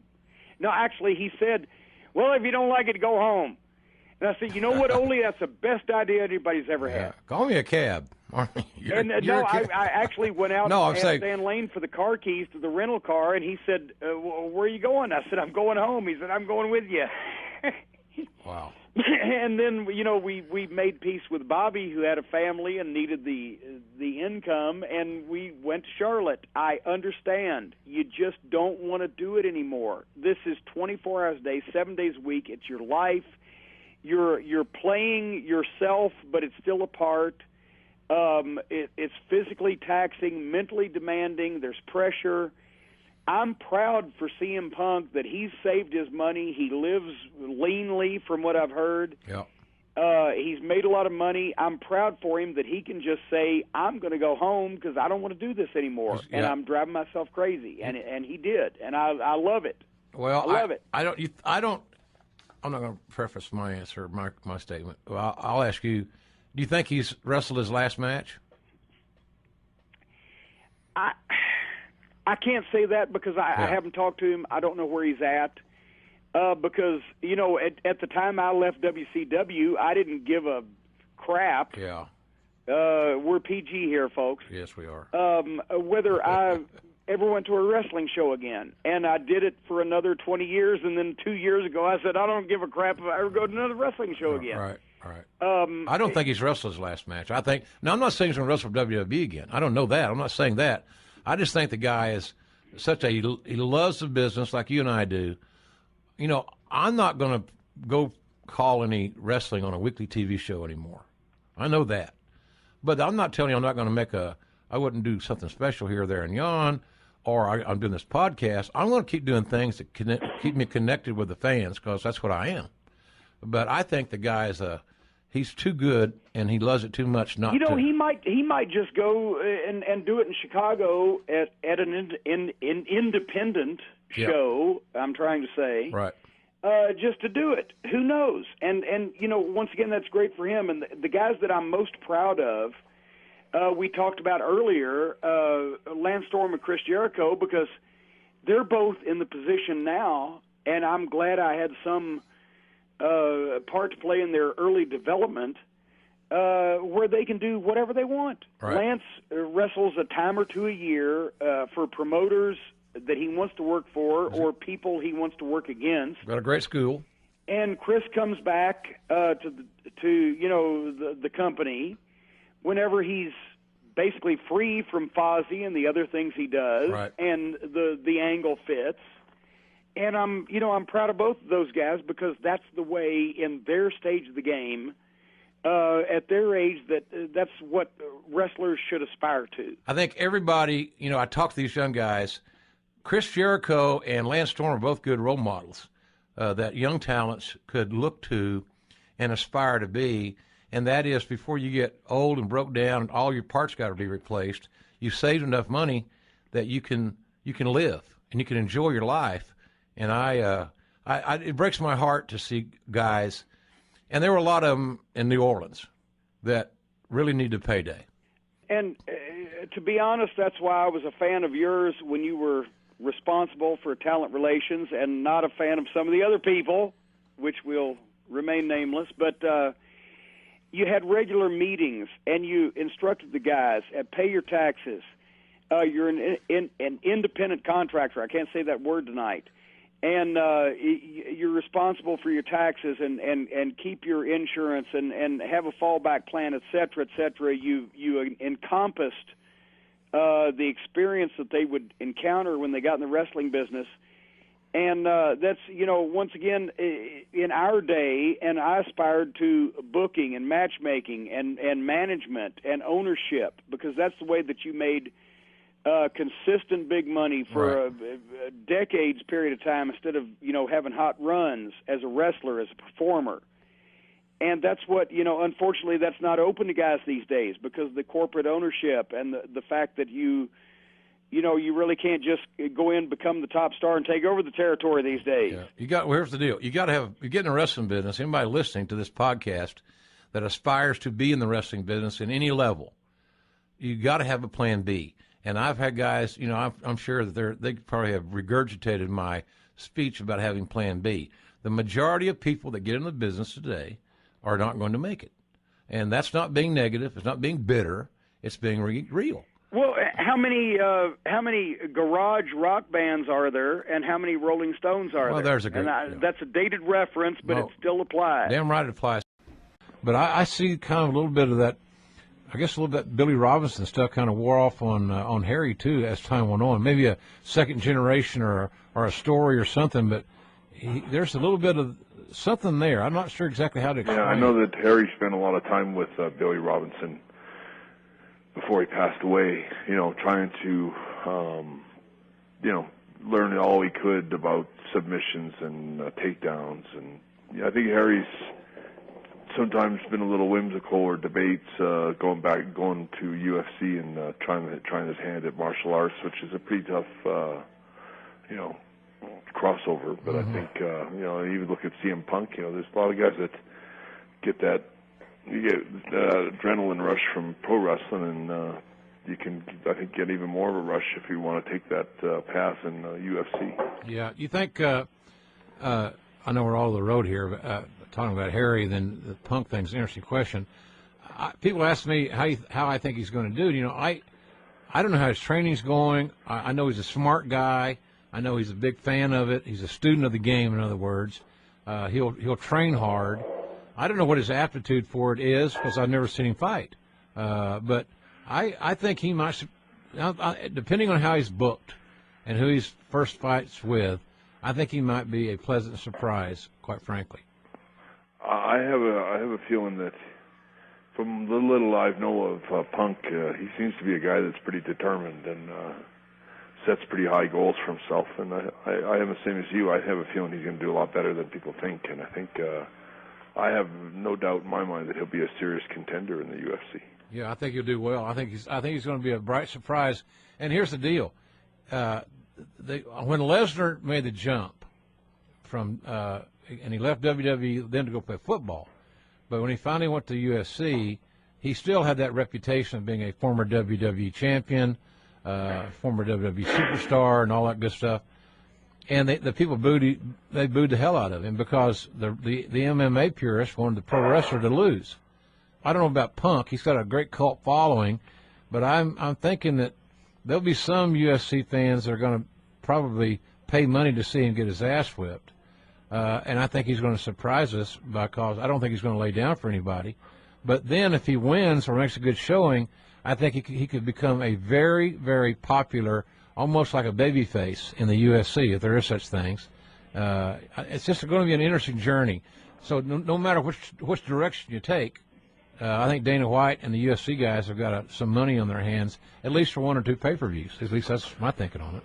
Oh, I think at least, no, like you said, it all depends on how well he does. And, you know, it's not an easy transformation going from one to the other. And I know it's not a path I would take, but, I mean, I think Punk is, you know, I think he's pretty well-versed in a lot of submission training and stuff like that. And I think he's sort of been a UFC or mixed martial arts kind of enthusiast for a long time, and maybe before he had all the success he had in wrestling, I think he's kind of contemplated, you know, taking that different path and doing something in the UFC. And I think it's something that he's had in his mind for quite a while. And I think it's just knowing him. I think he's not the kind of guy to make a poor decision. I think he's thought out what he wants to do and thought out how he wants to do it. And I think he's going to surprise a lot of people in the UFC. Yeah, I'm with you on that. I like the fact that he prepared for it by. So it just tells me he's a strategist. He's made himself ready for that. You mentioned John Cena being one of your top of your list of being a dream opponent in looking at this fantasy booking. Is it fashionable to boo John Cena, or do you think that people that boo him really don't like him? I think it's something they're kind of cued to do. I don't know. I think it's more the older, the male audience in their 20s, maybe the male that seem to want to sort of boo him. I don't quite get it. You know, I do to a certain degree, and I think, you know, I went through that a little bit with the Bret Hart, the Hitman character back in the 90s, and I felt that in those days that the fans were kind of started to cheer the heels more than the baby faces, and it became kind of a novelty to start cheering for the baby or the heel when they're right in the middle of the match. And I think ECW fans like to disrupt the whole show by cheering the heels and booing the baby faces, and it made it really hard to sort of accomplish your task out there and try to win over the crowd and tell a story that you've sort of mapped out. And I found that the best way to do that was to you had to go kind of just about as heel as the heel you're working with in order to have a decent match, you know, where they can get the fans behind you. But not very many guys can do that, and I've watched poor John Cena. I've been in the ring with him myself when they start chanting, "You can't wrestle," and, you know, my heart goes out to him because he is a hard-working wrestler. Oh, and, man, yeah. You know, he usually handles that stuff with a lot of, you know, just a lot of class, really. You know, it can't be easy having them turn on you like that, but I think it's become more of a pattern or a habit now, where it's like they do it almost just to do it, I guess. I don't know, but I think John's obviously been around long enough to sort of deal with it, but it's not the easiest thing to manage sometimes right in the middle of the ring when they're chanting stuff like "you can't wrestle." Yeah, he handles it better than a lot of guys that you and I have known. He handles he handles it with more class and more dignity than a lot of guys that you and I both have traveled with or known over our careers. I just think that sometimes it's almost like a trendy thing that people, and there's a certain age group of fans that you alluded to that believe that it's okay to try to hijack a show. But it's hard to say to somebody, no, you can't express yourself. You got to express yourself the way that we want you to, or you can't be here, because that's not going to work. You're not going to do that. You're not going to. Censoring is not going to be the answer. I think what your theory, your answer about healing the heels in a rough sense, because I would see if people do that to you, and you just get more aggressive. Yeah, that's the only way I could deal with it, was just to go more aggressive, but you found yourself changing your style and having to become more work more like a heel to keep the storyline going. Right. Otherwise, just trying to play the good guy or the white hat sort of babyface, it just doesn't work at all when they're booing the shit out of you. Yeah, all the way through it. Yeah. Do you think? Are you still of the belief that there are still in the wrestling business that it's still philosophically sound to have baby faces and heels? Yeah, I think so. To be honest, the more they try to move away from what it always like, there's a basic formula in wrestling that works, and looking at different guys they've had in the last couple of years that I thought really carried the flag. Both Daniel Bryan and CM Punk delivered some unbelievable, memorable performances and matches that you can hold up to anybody's matches. And like Punk and Lesnar was a great match, and Daniel Bryant, last year WrestleMania was a great match. And I just think that some guys, that have the imagination and the creativity and the psychology can go out there and deliver unbelievable matches that stand all on their own. And it's now you're looking at this, I don't know who the next guy is that's going to carry the ball for WWE and be the worker's worker. Maybe it's Dean Ambrose. Maybe there's a couple of different guys that can become the focus of the actual working side of the business. I thought at WrestleMania this year you could see the different divisions separate almost permanently. I think you'll see the heavyweight champion, well, for the next while, will be big guys like Lesnar and Batista and muscle-built guys that are sort of stand on their own size-wise, not necessarily about their work, but just their size and their character. And that guys like Daniel Bryan have been sort of, I wouldn't say demoted, but sort of delegated now to the Intercontinental title. John Cena seems like he's been geared now to, wave the American flag and be the U.S. champion and sort of give that title credibility, and that'll become, and John Cena can do that. He can give that title a lot of credibility. But it just seems to me that I don't know that you'll see John Cena win the big title again for a while, maybe ever, and maybe guys like Daniel Bryan and some of the little bit smaller mid-sized guys will never see the world title matches that say me and Sean did. You think I feel badly for Daniel Bryan, knowing the fact that he paid his dues. He was always told hey kid, you're never going to make it. You're not big enough. You're 5'9" or 5 whatever he is. I don't know, but he 200 pounds maybe. You're never going to be a big star. And he proved everybody wrong in that respect. But he's really been snake bit with these injuries, and I hear through the grapevine it's more concussion oriented than not. I don't know that to be true. But man, those anymore. There's so many tests you take.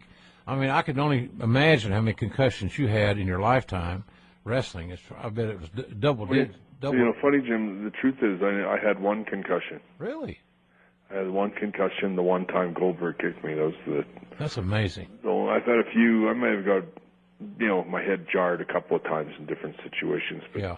For the most part, You know, and I notice this about old boxers and old wrestlers that come to the dressing room sometimes. You know, you meet the old wrestlers, they come in, they got canes and they got bad hips, bad knees. But the most of them, and they got cauliflower ears, and they can remember everything.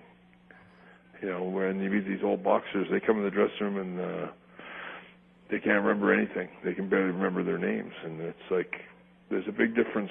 Pro wrestlers don't generally take a lot of headshots, even though it might look like it, and it appears that we take a lot of blows to the head. But you know, until Goldberg kicked me in the head, I never had a head injury. I'll be damned. That's amazing. Because I just, you know, you wrestled for so long and started young, and you always wrestled aggressively. And I know you were taught by your dad to work safe, but to work aggressively. Amateur-wise, you worked aggressively. That's amazing that you didn't have any head injuries other than that one, which is very serious, obviously. But I believe that may be Daniel Bryan's issue, and I hope that I'm wrong. I hope that the rumor is wrong. But it's just a damn shame that he's worked so long and so hard, and he finally got to a spot that was really special, and now he's got to work his way back into the lineup if that's even going to. So the tail end of that is everybody who's had some sort of issue publicly with them over the years, whether it be Bruno Sammartino or the Ultimate Warrior, anybody, at some point they all come back, and the narrative and the speculation is someday he's going to come back. When's the last time you had any conversation or contact with them? And would you even be open to talking to them about coming back? And maybe not, I don't think you'll ever be a full-time wrestler again, but there's lots of things they could do with CM Punk to persona. I'd do it just to be like, I'm going to need some time off. Found your new T-shirt. It's so fucking great. You like sign a full-time contract and come back, and on the first day be like, oh, I got this vacation planned, and I got to get all this stuff, you know. That'd be funny. If Paul Levesque or Vince McMahon called, would you take the call? Would you be open to having a conversation? Dramatic pause.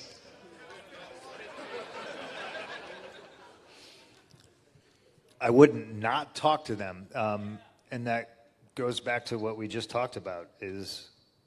I mean, what other, on what planet, in what other business does somebody suspend somebody else and then they like don't come get them after the suspension? That's like, why is it up to me?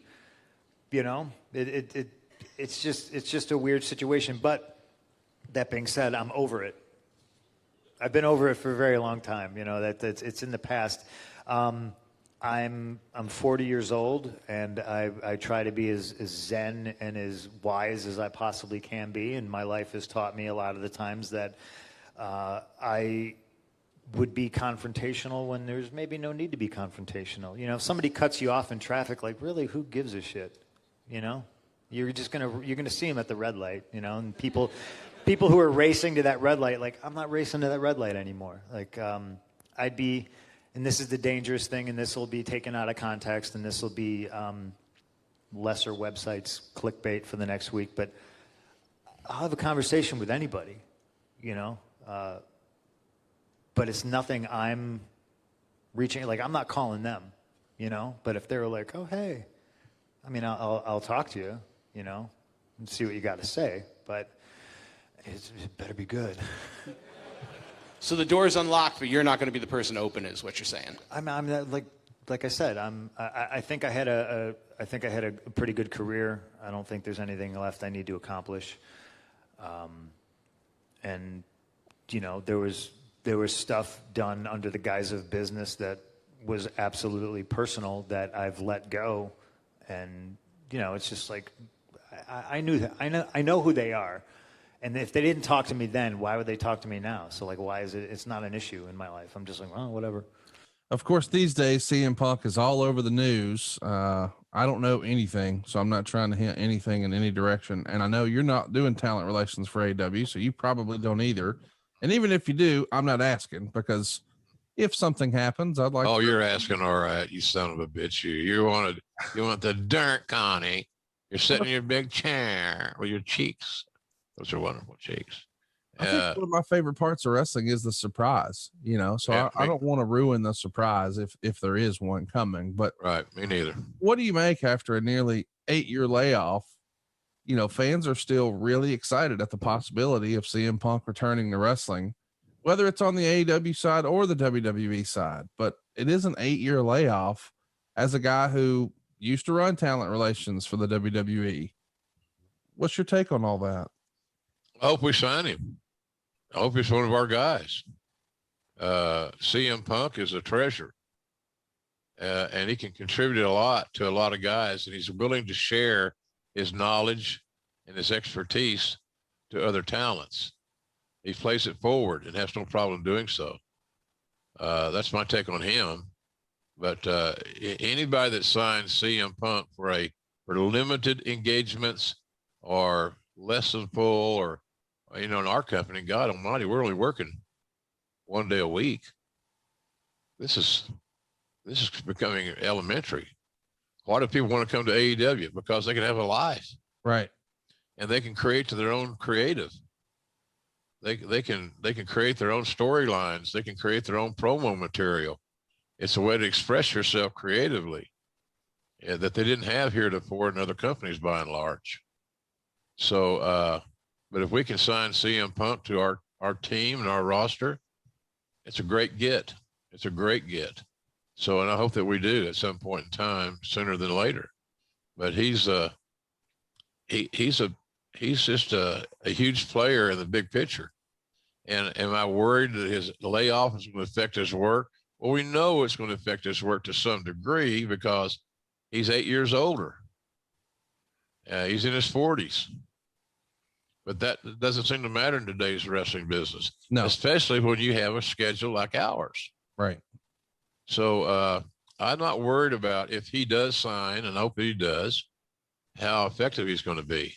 There's no doubt in my mind he's going to be effective as hell. And he can help us in so many other ways that, it's just amazing the things he can do to help us. And a lot of people are going to rely on him to ask questions and for advice and coach him up and things of that nature if he does come.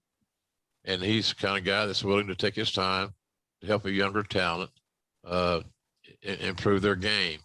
We got a lot of very young, impressionable talents in AEW that I think could if they're willing to drop their egos and ask questions to Tully Blanchard or Arn Anderson or Jake Roberts and Dean Malenko and Jerry Lynn. I think that's a pretty good start for brain power and coaching and producing and so forth.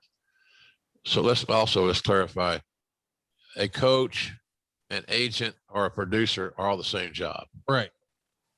They're given different names by different people sometimes for ego, and like WWE right now is their ego says our guys we do television, we do entertainment, so they're producers. They're fucking agents, they're coaches, that's all. And there's nothing wrong with that, quite frankly. Yeah. But if CM Punk signs with us, he'll be used and valued in multiple areas. And I don't think that anybody that's concerned about his in-ring game have anything to worry about. Here's one from Chris Holloman. Sorry. He says, if Stone Cold would have had only one more match, would JR would have rather seen him face Hulk Hogan or CM Punk at a WrestleMania? Part of me wants to say Hogan, but I just know the promos between him and Punk would have been amazing. What say you? It is fun to look back at Fantasy Book. Of course, we know Stone Cold's never going to wrestle one more match. And even if he would, I don't know that Hulk Hogan would be up for it. But in another time, in another place, in an alternate universe, years ago, would you have liked to have seen Hogan Austin at a WrestleMania, or do you think Punk and Austin would have been a better fit? Well, I wouldn't have disliked Hogan and Austin. Steve was never thought he had the chemistry to work with Hogan to a level that would have appease them both. But personally, my choice would have been CM Punk, because I do know the story verbally would have been told very well, and the match would have been fun as hell to call. And they both were attitudinal. They both believed in this sanctity of pro wrestling and what it could mean and what it should mean. So without a doubt, for me, I had no hesitation. Austin and Punk would have been my match. I feel strongly that saving money is important. You know, if it's not something we worry about now, boy, we are really going to worry about it later. And I want to help you get out of debt faster and do it with cheaper monthly payments. I'm talking to you if you're in a 30-year loan. Now is the time to take years off of your loan. We're routinely helping our listeners cut 5, 10, even 15 years off their loan. And you can do this without perfect credit, with no money out of pocket. You've just got to start at savewithconrad.com. And good to see you. Good to see back you. Down in your cave. All your, not all, but a good portion of your memorabilia. My eye always drawn to Wahoo's headdress. Yeah, those little feathers that dangle, they're distracting, are they not? Well, I think they're good. It shows you got a ceiling fan on or something. Oh, yeah, you got to keep that air circulating in here. Yeah. I don't be caught in a small room with you farting or something. You're very, very toxic. Well, the fart would be caught by the microphone, so we're both safe right now. And you're actually back at home in Jacksonville. You've been jet setting again. AEW's back on the road. Of course, I guess what now? Last week, you guys were in Charlotte, and a few weeks before that, you had maybe a couple of visits in Texas. But you got to go home and check out Oklahoma for the first time in quite a while. I did. It was a fun deal. It's a nice trip for me, to be able to fly back to Oklahoma on Thursdays after Dynamite, and then stay there Thursday through the next Tuesday when I leave again to go to the next city. So we had Austin, which is good, fun, packed house, great fans, and you can tell, man, the fans are so ready to participate. They're so ready to shoot their, bring their signs and all. It reminds me a little bit of when the Attitude Era was really hot, really flowing. All those signs that are coming out, we're seeing more and more every week. I think that's kind of fun. It's great market research, quite frankly. You find out who they really like and who's turning their head, so to speak. So I got to spend that after Dallas. I went back to after Austin. I went back to Oklahoma, and then I flew down to Dallas. It was a 30-minute flight. Then after Dallas, I flew back to Jacksonville. I've been here ever since, except for last week in Charlotte. Charlotte's always a good wrestling city. I've always said that these cities that were kind of hubs in the territory days, like Charlotte was, there's a fan base there that's it's part of their culture. And, we saw that. We had a great crowd in Charlotte. And, we just finished. We came back to Jacksonville this week, which is kind of I don't think we've got too many more in Jacksonville, maybe first of the year or something. We're not going to forsake Jacksonville, but we're going to be on the road, and our advances in Arthur Ashe and all that whole Northeastern run is going to be really good. And hopefully the COVID issues won't affect us too badly. And if there's an outbreak, we know we'll have issues to deal with. So will everybody else. Hopefully we'll not have that issue. So, but it's an exciting time to be a wrestling fan, I can promise you. Oh yeah, for sure. This clip is brought to you by SaveWithConrad.com.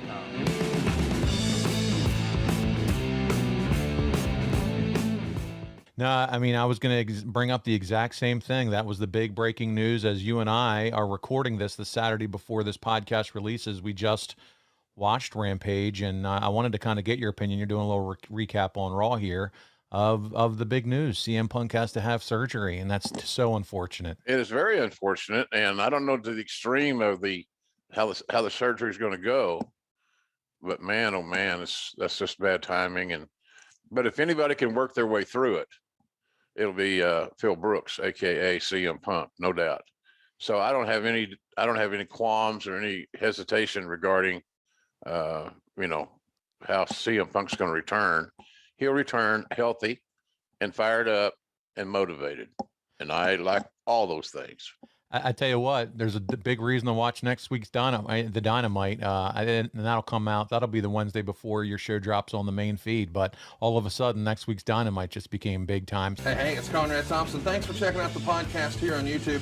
Be sure to hit the subscribe button and the notifications bell so you get a notice anytime we upload some new content. And go save yourself some money right now. If you're in a 30-year loan or you have credit card debt, it's not a matter of if I can save you money. It's a matter of how much. Find out right now for free at SaveWithConrad.com. Hello and welcome to Grilling JR. This is Paul Bromwell, and I'm joined by the majestic voice of wrestling, Mr. Jim Ross. JR, Majestic. How are you? I'm good. I know. I'm wound up, man. I'm glad to see you, buddy. You drinking Diet Mountain Dew or what? No, actually a little diet iced tea this week. So there you go. All right. Well, good. I've missed you, my friend. It's been hectic with all the stuff going on and the Nashville scene and all that good stuff.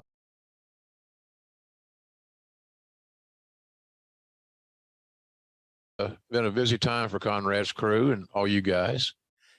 And you had your appearance in New Jersey. How was that weekend? It was good. We had to battle rain, and we did it outside. It was hot, but other than that, it was just fine. Yeah, had a good crowd. Good folks came to see us, and it was treated well. Good promotion's good there. Good. So it was all good. It's just made it a long weekend, but I was home for one day, then I left again. That's kind of what happens. That's why I don't take too many appearances. It's just hard to package everything in and stay on schedule and all these things. So in any event, so life has been good. AEW, we've been number one on cable for, I don't know what the exact numbers are, but it's pretty damn good. Number one show on cable. So we're doing all right. We got a lot of big things coming up, as you well know. So everything's all eyes are pointed on Chicago, and that's going to be something special for all of us. Man, you're not kidding. CM Punk running in last week. Now it's been over a week, coming out, running down the aisle, and the place exploded. You guys got to be pumped for what that means. Yeah, it was great. I knew he was in the building. I saw him briefly earlier in the day, but in the trainer's room, getting some attention for him, and so he sure has been missed. There's no doubt about it. I think the crowd's reaction would indicate the same. They're ready to see him. I still don't know how healthy the guy is. I asked on air even, has he been cleared to wrestle, and nobody knew. So I don't know. When I know he will be cleared, and I know that he's under good doctor's care.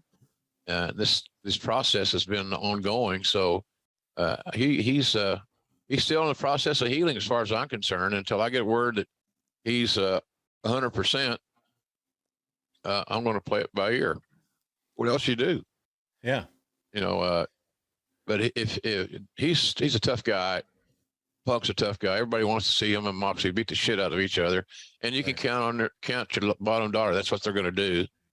They both have that pride and all that. It's going to be arguably the biggest main event we've ever had, and considering all the ramifications going in and injuries and all these things. So I'm excited about calling that match. I think it's going to be fun as hell, and it's being in Chicago 3 or 4 days. I get my Gibson meal and Gibson steak. I'll probably be hitting the Gibsons in Rosemont.